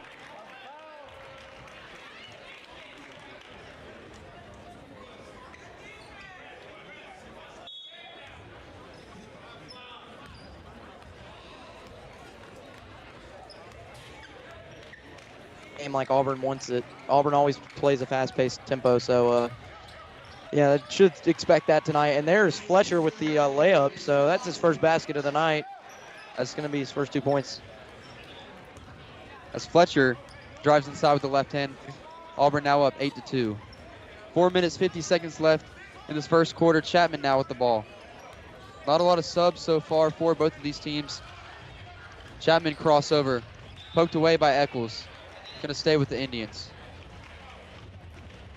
And Jaden Eccles, like you said, in show choir with us, second year on varsity, has a block in 9 different games. And him and Wade Hill are both top 5 in Division 7A. And he has 0.9.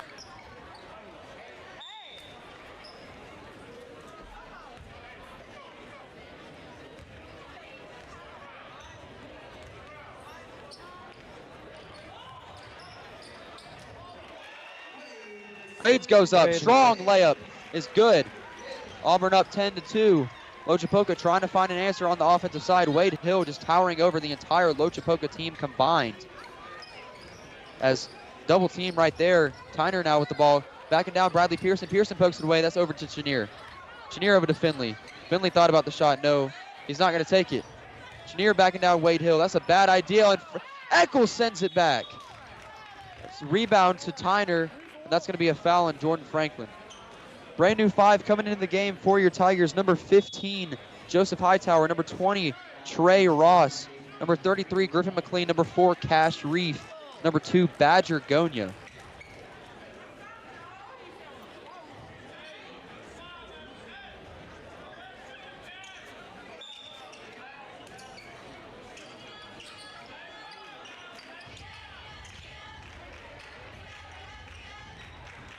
Into Chapman, no good. And Cash Reef with the rebound. Badger's out. Badger over to Hightower. Was wide open for the 3, didn't take it inside to Trey Ross. Trey Ross is going to have a monster game today. Too much size on that man. 6'7", sophomore. His first year on varsity, first year in the city of Auburn. And him as well, 14th in the state with 0.4 blocks per game. And we saw him during practices, me and Max did. And he was just throwing it down. Super athletic, super fast pace. As Loachapoka now with the ball. Tyner going in. Oh, and he travels. Griffin McLean with great defense right there to just tip the ball away. And Tyner just took an extra step with it. The guys tonight that you might see play are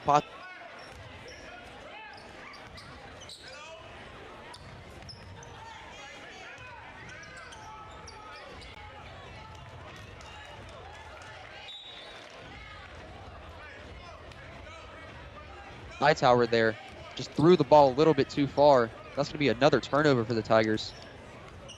And the Tigers, not a big turnover team, don't have a lot per game. Yeah, I haven't really struggled with that this season. So, as McLean playing perimeter defense on Tyner. Tyner crossing him up. Tyner looking to go to the hoop.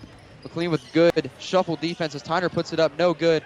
Aggressive rebound by Trey Ross, out to Cash Reef. Cash Reef inside it. What a pass to Hightower, no good on the layup. McLean back with the rebound, goes back up, got fouled, but no call. Griffin McLean with his first 2 points of the game.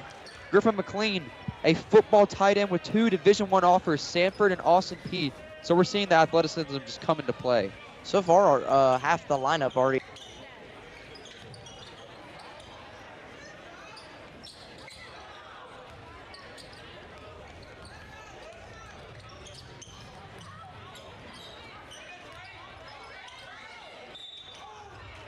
Ross is just too big, gets decked on the arm by Jordan Tyner, and Trey Ross is going to be going to the free throw line.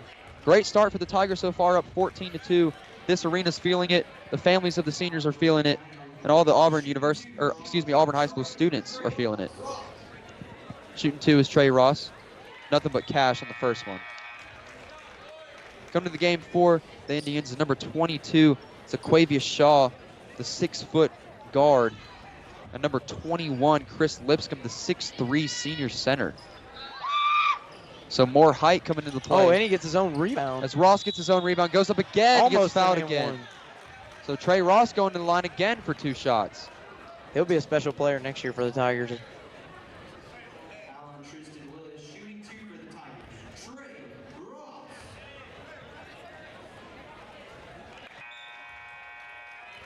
Money on the first. Coming to the game for the Indians as well is number 3, Montrevious Poole, the 10th grade guard. More size coming into play for the Indians as Ross misses the second Rebound one. Hightower again. with the rebound. Hightower out to Gonya. No Oh. good. Too strong as Lamar Finley gets the rebound. Finley going full speed. Dangerous pass stolen by Hightower. Oh! Spin move. Hightower going all the way, loses control of the ball. Great tip by Montravius Poole, but it's going to stay with Auburn. And something that you've seen for the Auburn Tigers is Antoine Daniels and Tabari Allen have not even come into the game. As McLean gets up the rebound. Cash Reef all the way. Right-handed layup is good. A little bit of a jelly on that one. Smile on his face. Running back down the court. Auburn now up 18-2. It's all smiles for the Tigers so far.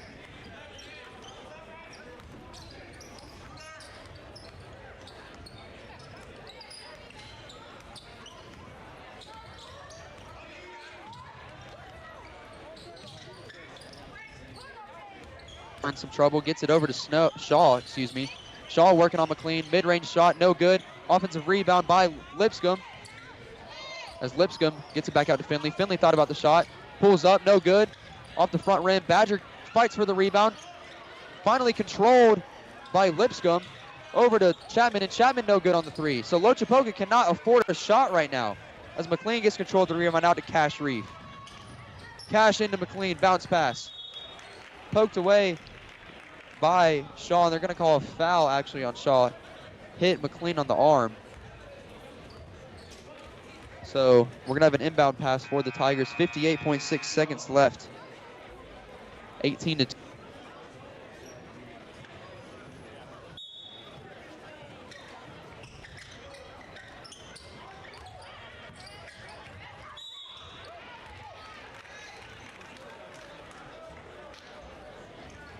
So McLean going to the line for two. Griffin McLean averaging 7.1 points per game, 63% field goal percentage on the season. And against Smith Station, we saw him with 17 points. It was me and you commentating it, and McLean was getting to the rim at will. Yeah, it was a very good game by McLean. You know, he does play football as well, and you know, really athletic player. Griffin McLean, third in Area 4 with 3.7 rebounds per game and fifth in points with his 7.2 that I mentioned earlier. So Griffin McLean having a heck of a season. As Hightower almost with the steal. As that inbound pass was trying to go into Tristan Willis, the 10th grade guard. Joseph Hightower just can't get it. Like I said,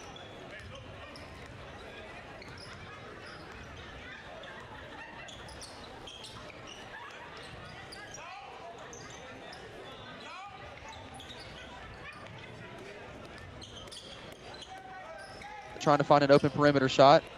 Not finding it so far. Now with the ball is back to Morris. Morris trapped in right corner. Stolen away by Hightower. Hightower running full speed. Him, Reef, and Gonya.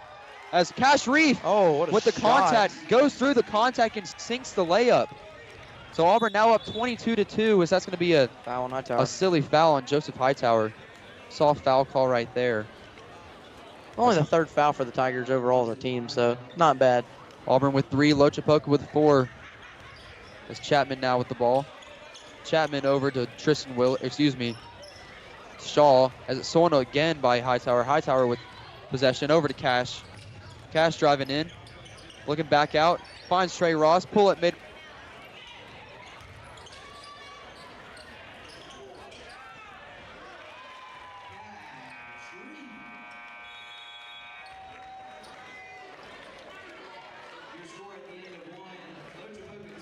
Auburn High School, Tabari Allen and Antoine Daniels haven't even come into the game for the Tigers. And Auburn's now up 22-2. Auburn with 9 different players scoring so far as well. So we'll see if this dominance can continue in the second, third, and fourth quarter. That's going to do it for the first quarter, though. Your score, 22-2, Auburn. We're going to take a quick commercial break, but don't go away.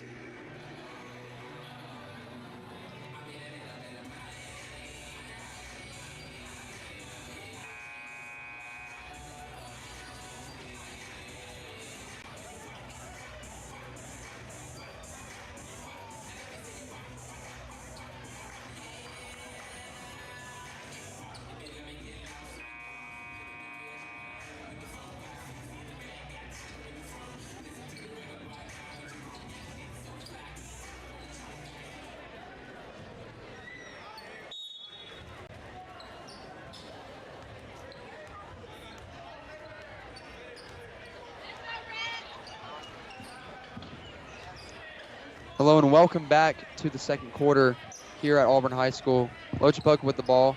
Tristan Willis dribbling it out over to Chapman. Chapman at the top of the key. Now into the game.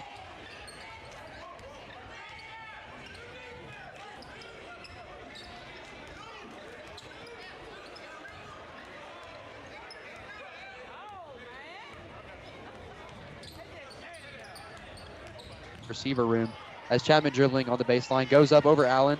Allen and Daniels into the game for the Tigers now as Carl Lindsay gets possession of that rebound. Lindsay over to Peyton Plott. Over to Tabari Allen. Left corner three is no good. Daniels with the rebound. Daniels over to Allen. Allen with an easy right-handed layup on the left side of the goal is good. That's another player. So that's 10 players now that have scored for the Tigers in this game. Also in the game for your Tigers, number 32, Hampton Jordan, the 9th grader on the team. Yeah, Hampton Jordan, I know his dad personally. His dad actually has mowed our grass for a few years now. And my mom subs for him a few times in Cary Woods Elementary. So I've known Hampton for a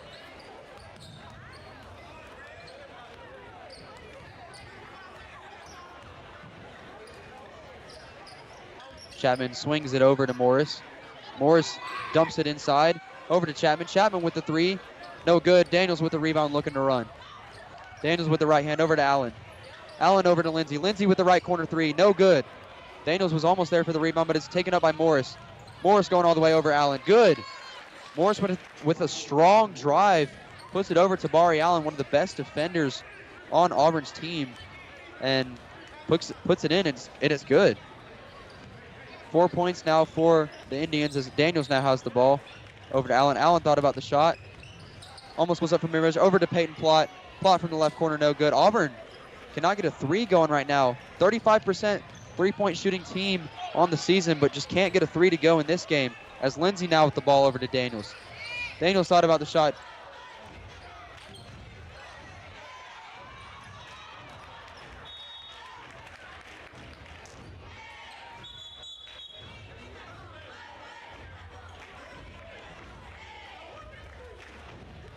thing about Auburn. They play almost too fast to run some of the plays.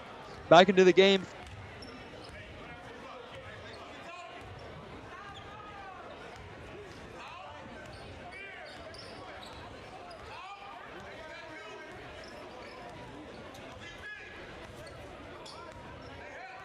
This is the same thing that happened in the girls' game earlier.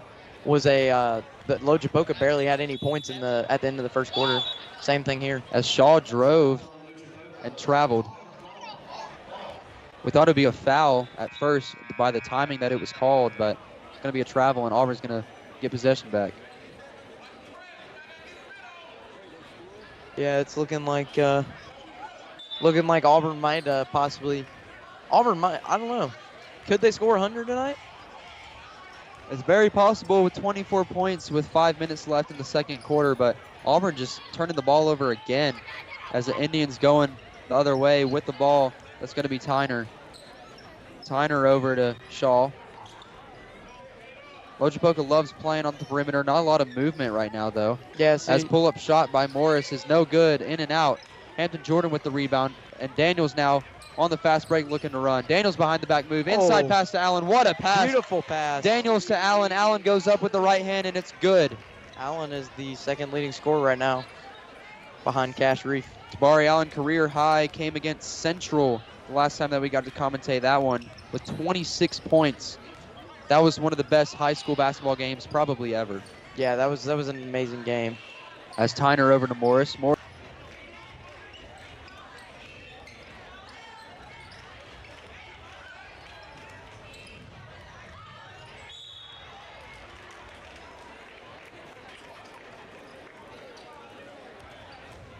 Line. Peyton Plott, like I said earlier, one of those newer players for Auburn, moved here during the middle of the season, but I mean, Coach Brandt was talking about him. Man, he's a weapon. Coming to the game after this free throw, as Peyton Plott's going to shoot the second one. Coming to the game for the Tigers is number 13, Miles Bernstein, the senior manager, making his second debut in a game. Number 0, Jaden Eccles. Number 10, Wade Hill. Number 22.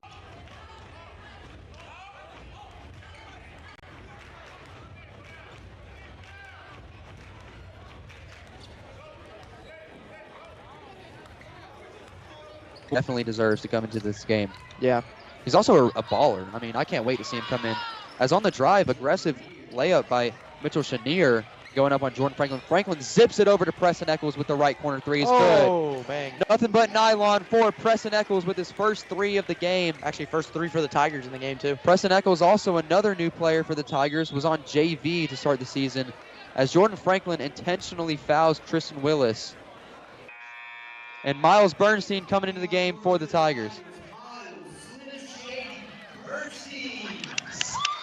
Miles Slim Shady Bernstein coming into the game for the Tigers.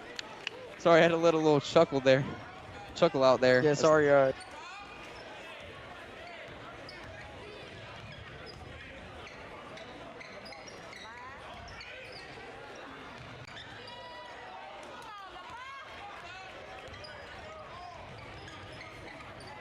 Ball. Franklin tries to throw it inside to Preston Eccles, and it's going to stay with Auburn. Hopefully Miles gets a bucket. Dude, it would be like the Olivia Quinones bucket. The whole crowd goes crazy. I mean, he is open on the corner right here. And if you're Loachapoka here, I mean, you got to guard him, but you also got to, as Preston Eccles pulls up just a little bit too strong and to the right. Preston Eccles tracks his own rebound. Tracks his own rebound again, tries to tip it off a Loachapoka player, but the Indians going to retain possession. Now coming down the court is Tyner. Tyner stolen away by Franklin. Franklin up to Eccles. Eccles tries to dunk it. A little bit off on that alley-oop pass was Jordan Franklin, but on the other end, Tyner going all the way.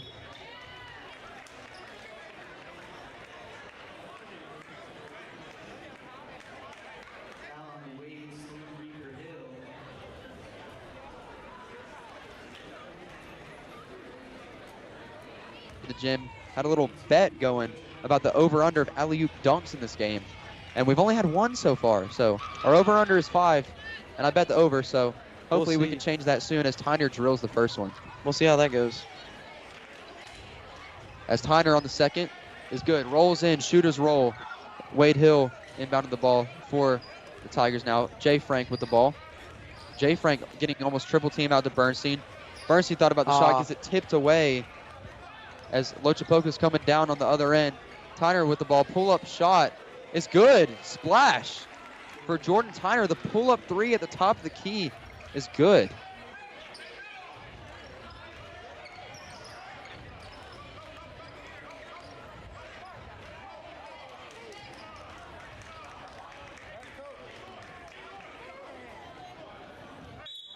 Trapped out of bounds, so he just threw it back court, and Franklin just lets it roll out of bounds.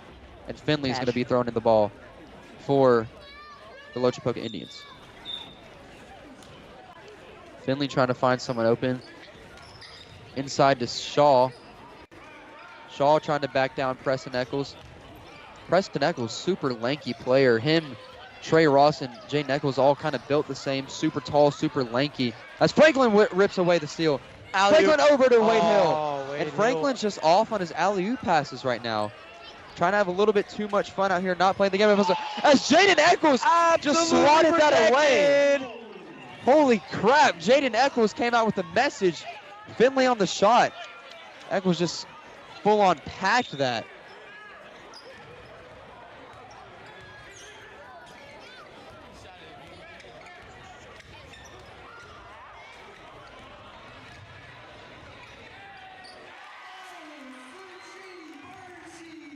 Miles Bernstein scores in the second game of the season on senior night. And what a moment for him and his family here at the Auburn High School gym. As 1 minute and 10 seconds left to go in this second quarter, Auburn up 32-11. Just getting anyone reps at this point. Backing down Wade Hill, Chenier, and Wade Hill just sends that back. Preston Eccles now going down the court. Absolutely insane! A jam by Preston Eccles. Oh my goodness. And we have a timeout on the floor as he's going to be Auburn ball. Because on the inbound, we had a bit of miscommunication between the Indians players. They threw it back out of bounds. So Franklin.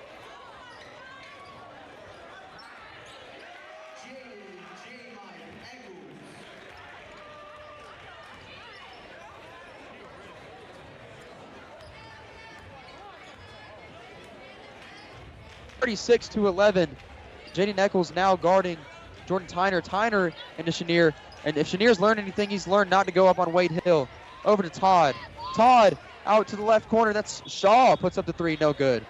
Aggressive rebound try right there by, that was Tyner. Kind of just went in for the rebound, tried to do a putback dunk, and it misfired. As Eccles into Franklin. And if you're Auburn, you're just trying to waste this clock out with 20-some seconds left. As Bernstein thought about the shot. Bernstein with the pull-up floater. No good, too strong. Missed. Rebound by Shaw. Shaw going down. Shaw over.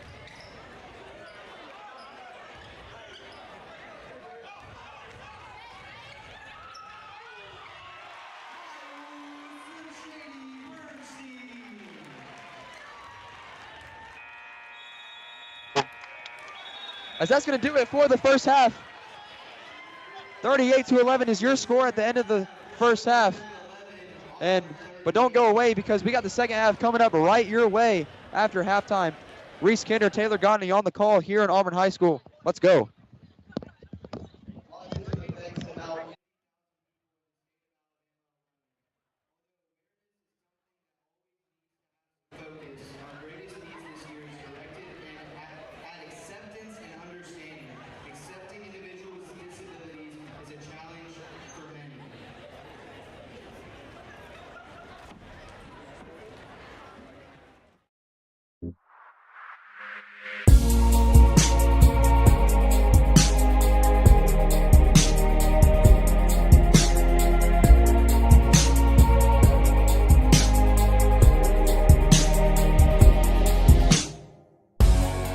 We had Brock, and we moved here away from all of our family, and when he got diagnosed at age 2, it sort of forced us to just get up and get on with it and figure out what we're going to do. We didn't have a lot of time to wallow because we didn't have anybody to help us. We were just had to figure it out.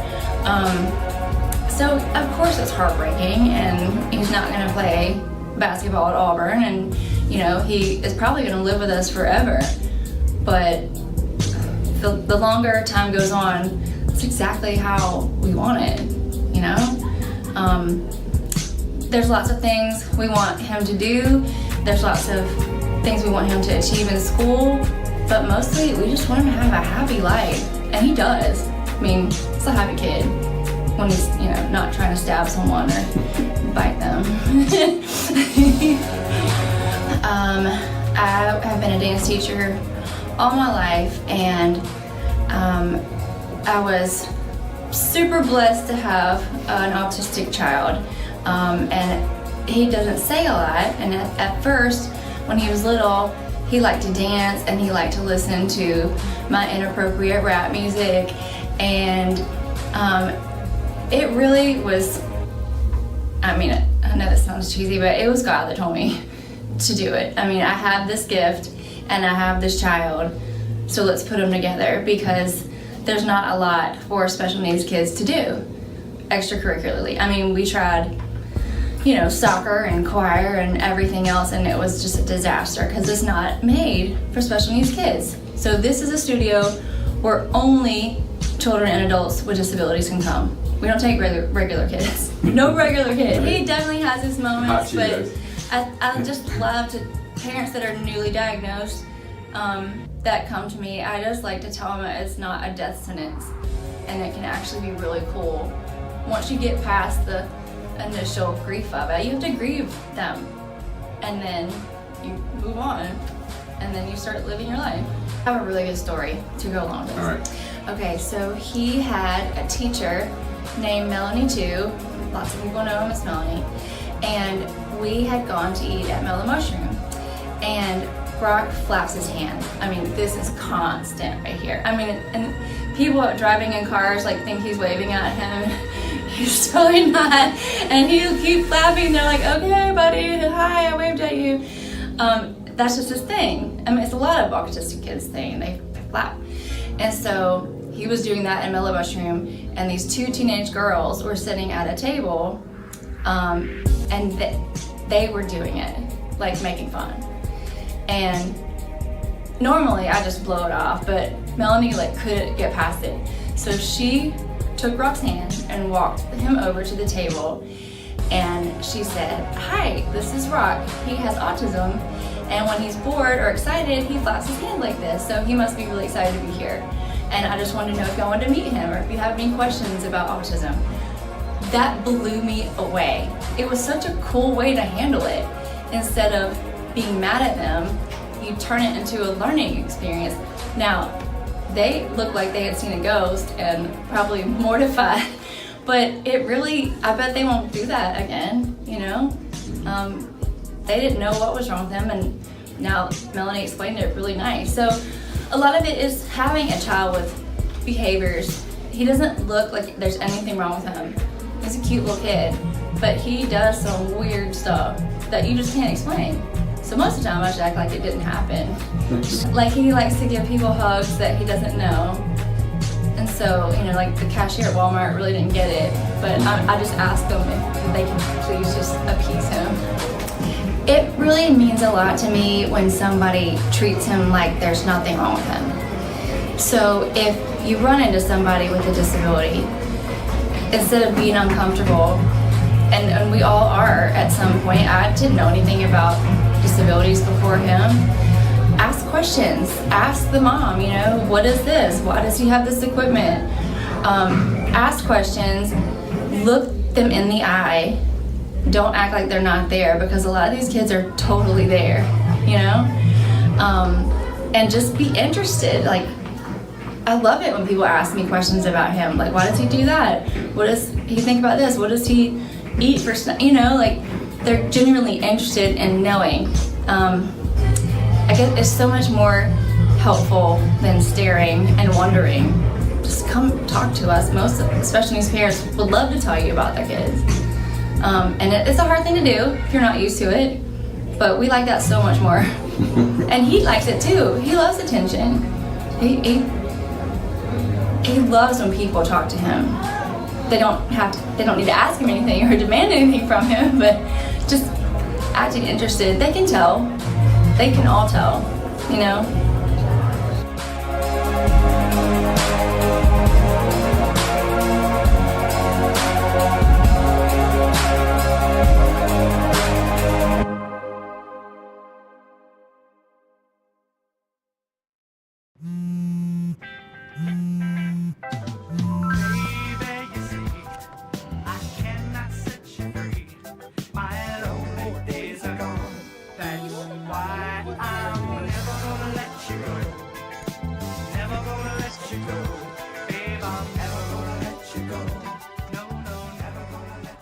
Here you go. Thank you. Thank you.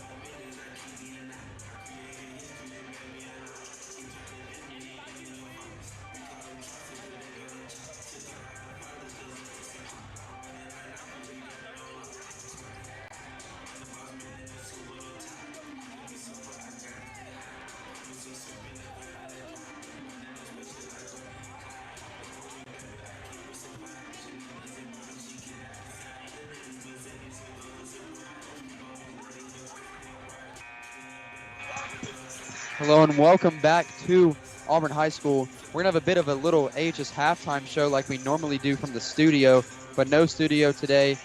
A little bit of a repair going on in the studio right now, and we're gonna have a little bit of a special halftime show. Reese, what have you seen from the Loachapoka Indians in that first half that got them down by 27? Turnovers and honestly, you know, just they really can't. Auburn's been able to just guard them. Like it's been insane with the guard play, and you know Auburn's been able to make the height advantage work. You know, a lot of blocks, and you know, like I said, Loachapoka's had too many turnovers. Yeah, and if you're Loachapoka's coach, you know, this deficit not ideal. I mean, you kind of knew coming into the game after the first matchup between these two teams what would happen, but what would you tell your team at halftime if you were the Loachapoka coach? I mean, I would say just try to score. Really, against a team like this, you're not going to be able to come back, considering how the depth.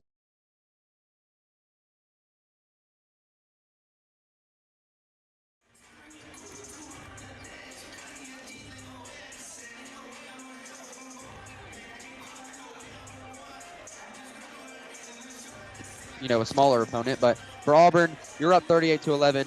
Good vibes here at Auburn High School. All the seniors have come in. Miles Bernstein made 2 buckets. If you're Coach Brandt, what are you telling your team at halftime? And I mean, are you already looking forward to the area tournament at this point? I mean, you know, you gotta, like Coach Brandt told us on the podcast, you gotta just stay focused on the game you're playing, and I think that's what he's gonna do here tonight. Get this game over with. You know, just like he's probably telling the guys, you know, continue what you've been doing in the first half, and just try to blow them out on senior night to get that win, and then we'll focus on the area tournament tomorrow in practice. Yes, sir. And coming onto the court for the Tigers to start the second half is B-Dog Pearson.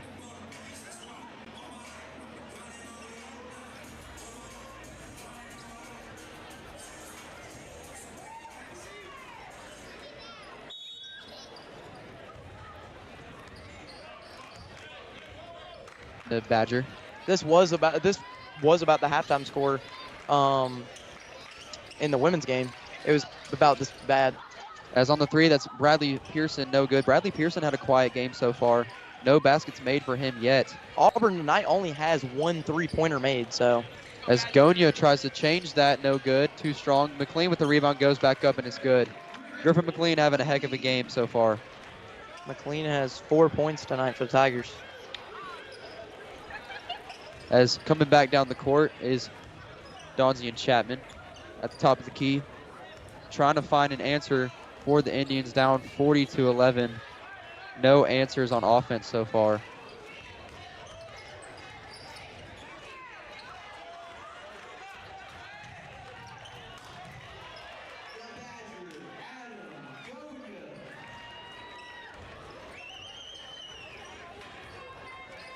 Pair scoring for the Tigers, so that now leaves just Antoine Daniels and Hampton Jordan, who haven't scored, and also Peyton Plott.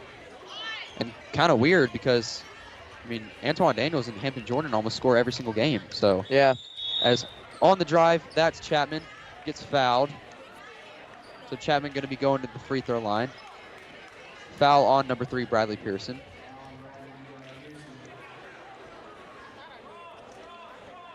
So far, not a lot of foul trouble for the Tigers. 6:42 left in this game. Auburn up 42-11. Great team play so far as the inbounds pass goes into Lamar Finley.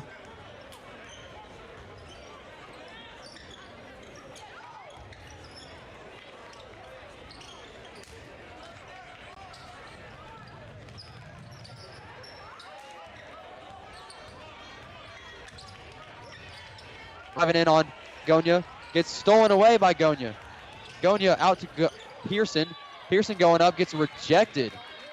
What a block right there by Tyner. And Tyner's been all over the court so far in the second half. Yeah, you know, Tyner had a pretty decent first half. I think he had like 4 or 5 points for the Loachapoka. So. As Gonya with the left corner 3 is good. And the foul on the 3 that was not called. Gonya drills the 3, only the second 3 for the Tigers so far. Yeah, so that's the second 3, like you said, for the Tigers. So really needed that one. As on the block, that's Tyner. Tyner goes up, and he's good.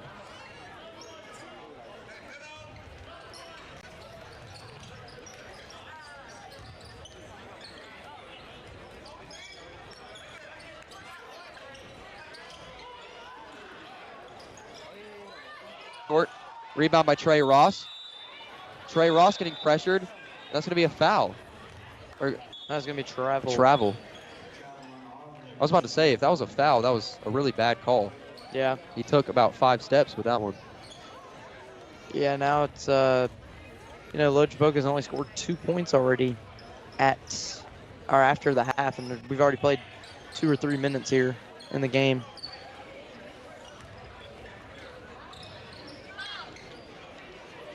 As Loachapoka try to find an answer on offense, has Tyner in the right wing. Tyner over to Finley. Finley thought about the shot. Driving in on Bradley Pearson, back over to Tyner. As Tyner getting...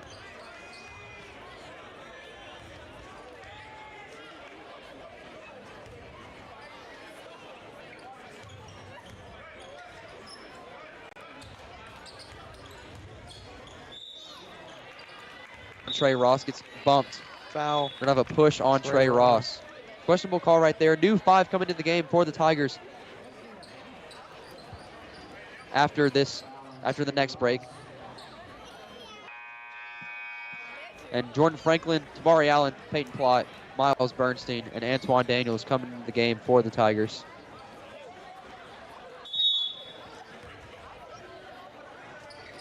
As Chapman throwing in the ball. Lob pass out to Poole at the top of the key. Bernstein guarding him. Poole dribbling a bit. Bernstein's back in the game again. Chapman with the ball. Bernstein switches onto him. Chapman driving baseline with the right hand. No good. Too strong.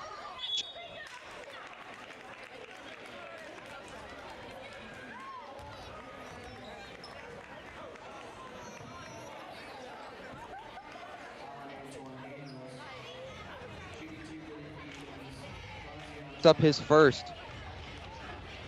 Going to the line for the Indians is number 2, Donzie Chapman. Nails the first. Toilet bowl's in. Coming in for the Indians is number 21, Chris Lipscomb. Subbing out for number 23, Mitchell Chenier. As Chapman going through his progressions, trying to go 2 for 2 from the free throw line. Drills the second one. Shooter's roll. Daniels inbounding the ball. Inside Peyton Plott. Peyton Plott going to take it himself. Peyton Plott over to Tabari Allen. Thought about the shot. Back over to Plott to reset. Oh, Bernstein was wide open.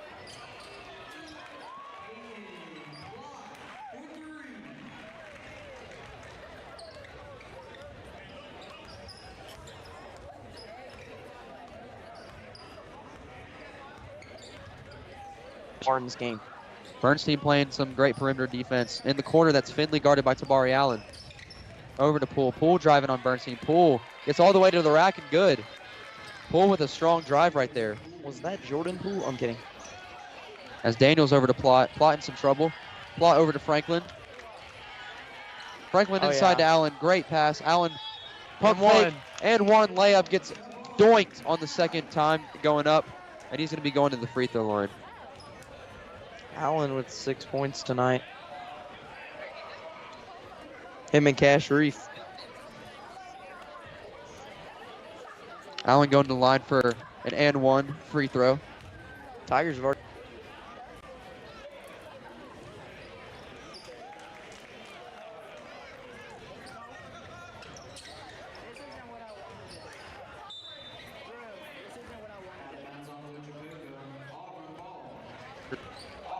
Great transition defense by the Tigers right there as Allen throws it into Franklin. Franklin going full speed with the left. Out to Allen. Great pass. No-look pass. Allen. Bang. Splash. Nothing but nylon for Tabari Allen, having a heck of a game now with 10.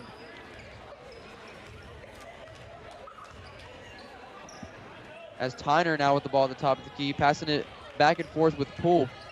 Poole crosses over Franklin.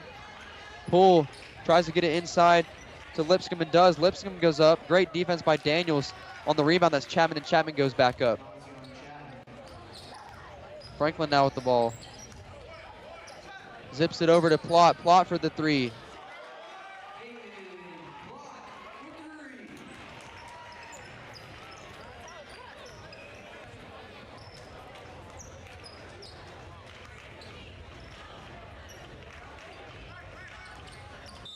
Our mics come back on. Sorry for the audio difficulties right there. There was an illegal screen by the... We have an illegal screen on the Indians. Auburn getting the ball back. Not the ideal third quarter for the Indians so far. Is coming into the game for them is number 12, Tristan Willis, and number 22, Zaquavius Shaw. Allen into Franklin. Franklin crossing over, showing off his footwork. Franklin, no-look pass inside to Allen. Allen goes up, gets joinked on the head, and he's going to go to the free throw line.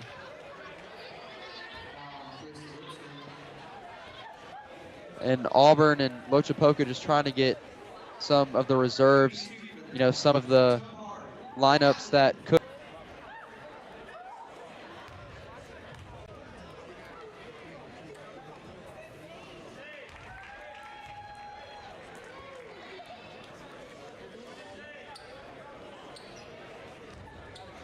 Games to see.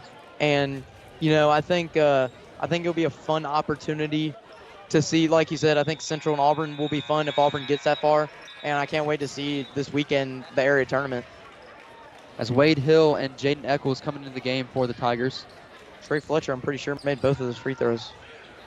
Yes, he did. As Donzie and Chapman now bringing the ball down for the Indians. Chapman over to Tyner. Tyner looking around, over to Willis. Willis at the top of the key, over to Tyner. Tyner pulls up the shot, is short. Another offensive rebound by Chapman. Tries to go back up, is blocked. Chapman with the left corner three, over Eccles, no good, short.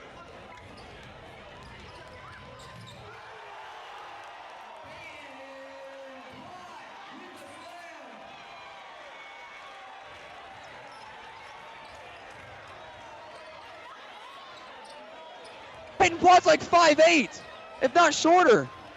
And he just went up for that one. I'll tell you something, he can get up there and there's a foul on James. As Eccles was straight up on that one. Foul on Eccles. Chapman's going to the free throw line. What a dunk by Peyton Plott. I'm sure that'll be in the highlight reel tomorrow night. Put that on SportsCenter. Holy cow. I was not expecting that. That was insane. I didn't know a 5'8" guy can get up that high.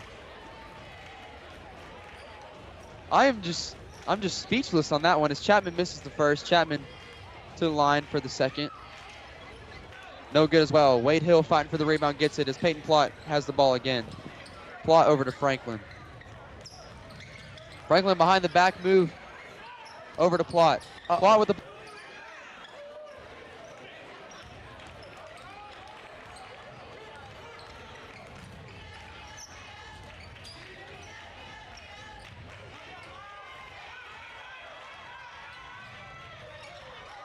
Franklin goes up with the layup is good. Jay Frank having a heck of a game. He has four, but he's been all over the court on the defensive side like he usually is. As Willis driving in over Eccles, no good. Airballed had by no Willis. chance against Eccles. Franklin coming the other end. Franklin on the shot gets decked.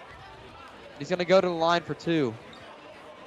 If you're Franklin, you got to be careful on that fast break. You do not want to get hurt before the area tournament coming up. I just still can't get over that Peyton Plott dunk.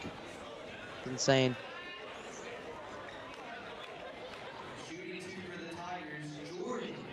Shooting two for the Auburn Tigers. Jay Frank going to the line.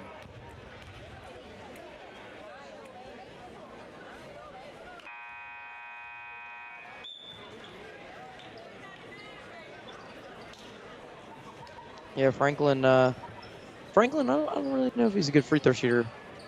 Not the best free throw shooter on the team, but Auburn, 63% from the free throw line this season. And that's that a one statistic too, but that Eccles almost got the rebound. That's a statistic that Coach Brain is not going to be happy with. As coming down on the other end is Shaw.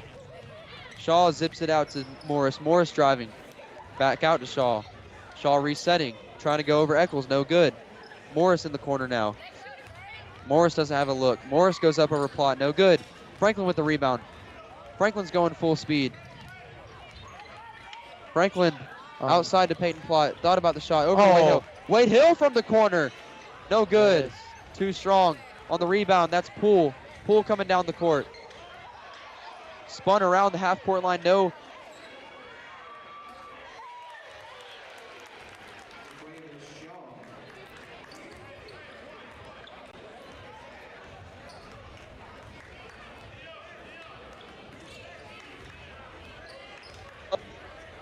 8 seconds left, up 63-23. Miles Bernstein with the ball, over to Plott. Franklin back with the ball. Franklin inside to Eccles. Eccles with the alley-oop, layup is good. Last second shot by Jaden Eccles. 65-23 is your score at the end of the third quarter. Reese, what did you see in that third quarter from Auburn to lead to absolute dominance, up by 42 now? Honestly, three-point shooting got going, and also, you know, those alley-oop dunks, and also the fast break dunks. That was insane. I mean, it's incredible what the Tigers did in that quarter. Senior night brought to you by AHS Mass Media. Autism Awareness Month of January and February.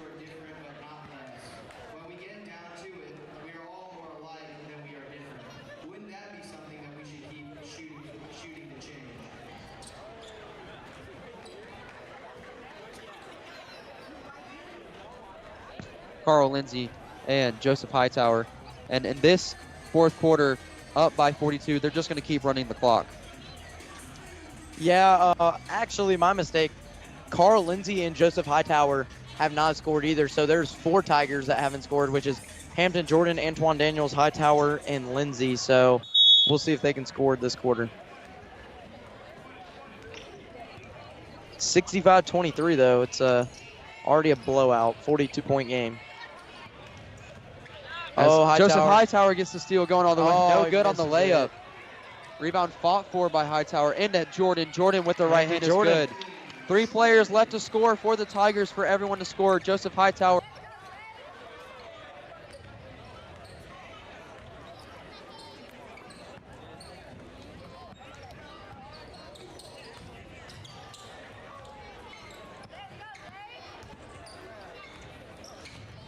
And the sure size of this Auburn team is getting to these Loachapoka players, not taking perimeter shots. They know they're going to get packed. So Shaw now with the ball. Yeah, Loachapoka, 23 points in 4 quarters already is not that good. And Poole now with some trouble getting the ball out. Shaw now with the ball inside, dumps it off to Chenier. And Chenier, the 6.9 point per game 10th grade center, gets some points as Hampton Jordan trucks over someone. No call either way as Loachapoka coming down the other end. Poole now with the ball.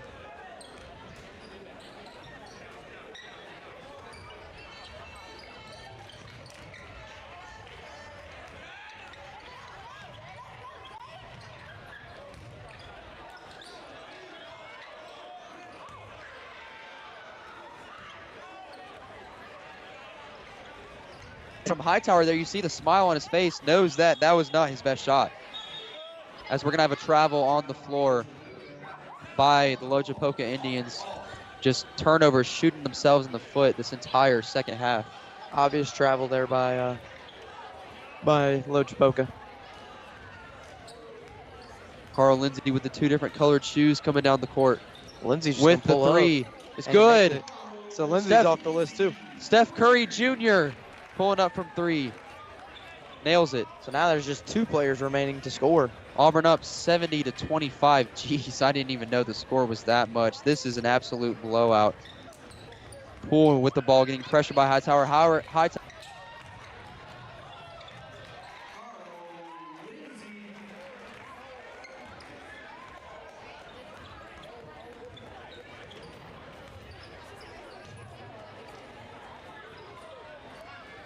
Have an interview with our new sideline reporter, Isaac Shoemaker, and our AHS Mass Media Player of the Game. We will debate about that a little bit later in this fourth quarter. As Joseph Hightower out to Preston Eccles. Preston Eccles with the right corner 3, no good, too strong. Misses.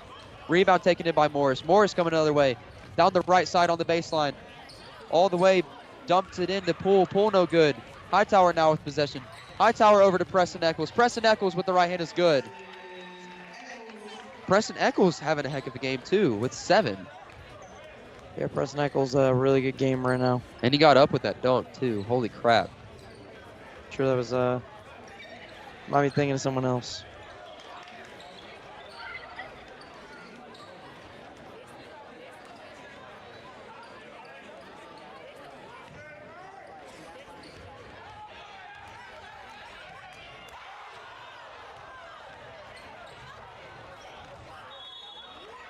A dunk. And Cash Reef, the 5'11 sophomore, almost just threw that down. Back into the game for your Tigers are Miles Bernstein, Peyton Plott, and Jay Nichols, 3 electric players. And Trey Ross.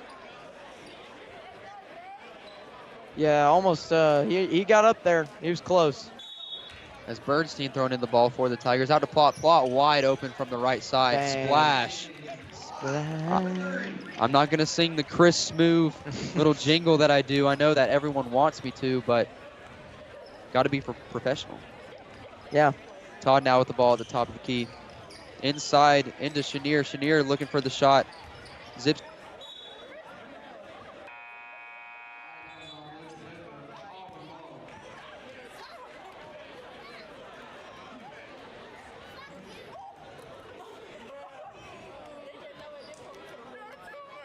Five. As Auburn just playing for fun at this point. Peyton Plott coming down the court. Over to Preston Eccles. Preston Eccles over to Trey Ross. Trey Ross pull at mid-range. It's good. That mid-range for Trey Ross has proven a deadly weapon all season. Trey Ross has 6 points tonight. And Reese, now with 3 minutes left, we are going to have our debate for our AHS Mass Media Player of the Game. Reese, who do you think it is? In my opinion, it's probably Tabari Allen. Tabari Allen has 10 points tonight, and he's looked incredible. I'm going to have a little bit of a hot take here. I think you got to give it to Miles Bernstein. You know, the senior manager coming into the game, playing against Loachapoka for the second time this season. Senior.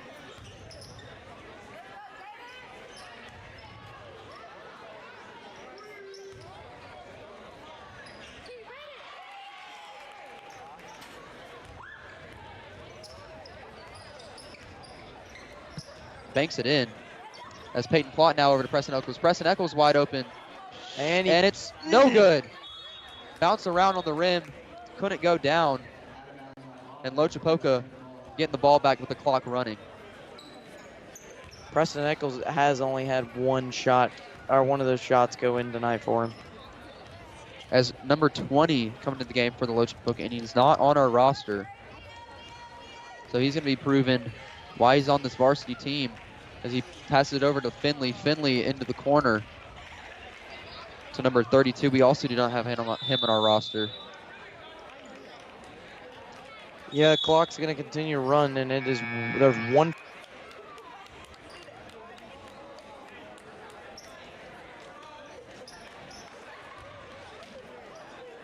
Minute 30 left. Auburn up 79-27. So Hightower and Daniels will not get the points to make the Tigers' whole roster. Antoine Daniels, the leading scorer with 10.9 points per game, couldn't score, which is very surprising. He also didn't play a lot. Yeah, he only played like maybe a quarter and a half. As with a minute and a few seconds ticking down, Auburn's going to move on to 23-5 on the season. Going into that superb area tournament that we got coming up. Friday women's, Saturday men's. Should be a good one. Tune in right here on NFHS Network. As on the other end for the Indians is Todd. Todd coming down the court, the 9th grader. Him versus Eccles is just an unfair matchup. Over to number 20.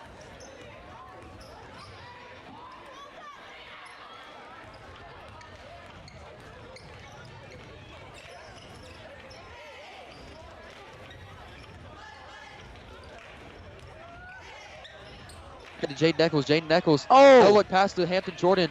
Could not retain possession of it. That's coming down on the other end is Todd. Very fast-moving final minutes we have here as Finley tries to zip it over to the corner. No one's there.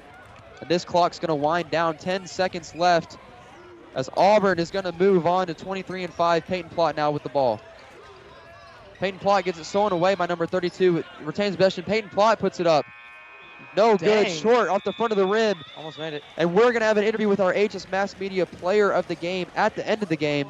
But what a game we had here in Auburn High School. Your Auburn Tigers win 79-27. But don't go away because we got Isaac Shoemaker coming on the headset with his player of choice.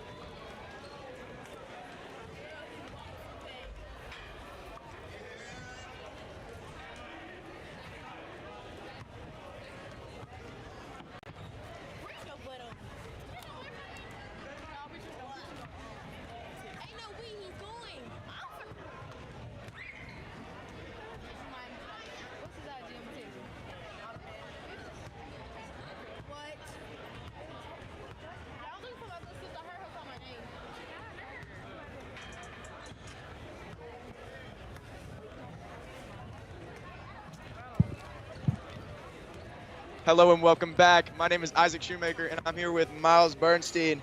Miles, I think it's just crazy that you're a senior and you were a manager, and you got to play this last game, and you played your heart out. I did. How many points did you have? I think I have 4. 4? That's great. I mean, it's so amazing that you were just a manager. Like, I feel like that's so crazy. Yeah, I've been a manager since 7th grade. I played 9th grade, and here I am now. Wow, that's awesome. Mm-hmm. Well, how do you think, being a manager, you plan on playing at the next level? I don't think so. I just want to help athletes out and recover from injuries. That's great. What made you want to be a manager? Just the love for the game, the love for my teammates. I've been with them since 7th grade, and I love every single one of them. I want to say by far this is my favorite year with them. They're my brothers. I love them. It's awesome. Well, speaking of your brothers, your senior class, this was the last.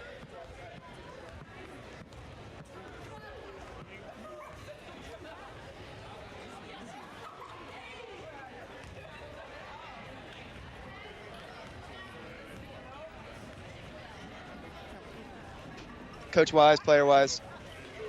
I really don't know. I mean, I'm gonna miss Coach Brand a lot. I mean, he's helped me ever since. Like, he's just been great to me. It's awesome. How has your career here at Auburn? He's gave me insight on what I needed. And I appreciate him a lot. He showed the effort to put me on the court. He showed to trust me and my skills, and I love him for that. That's awesome.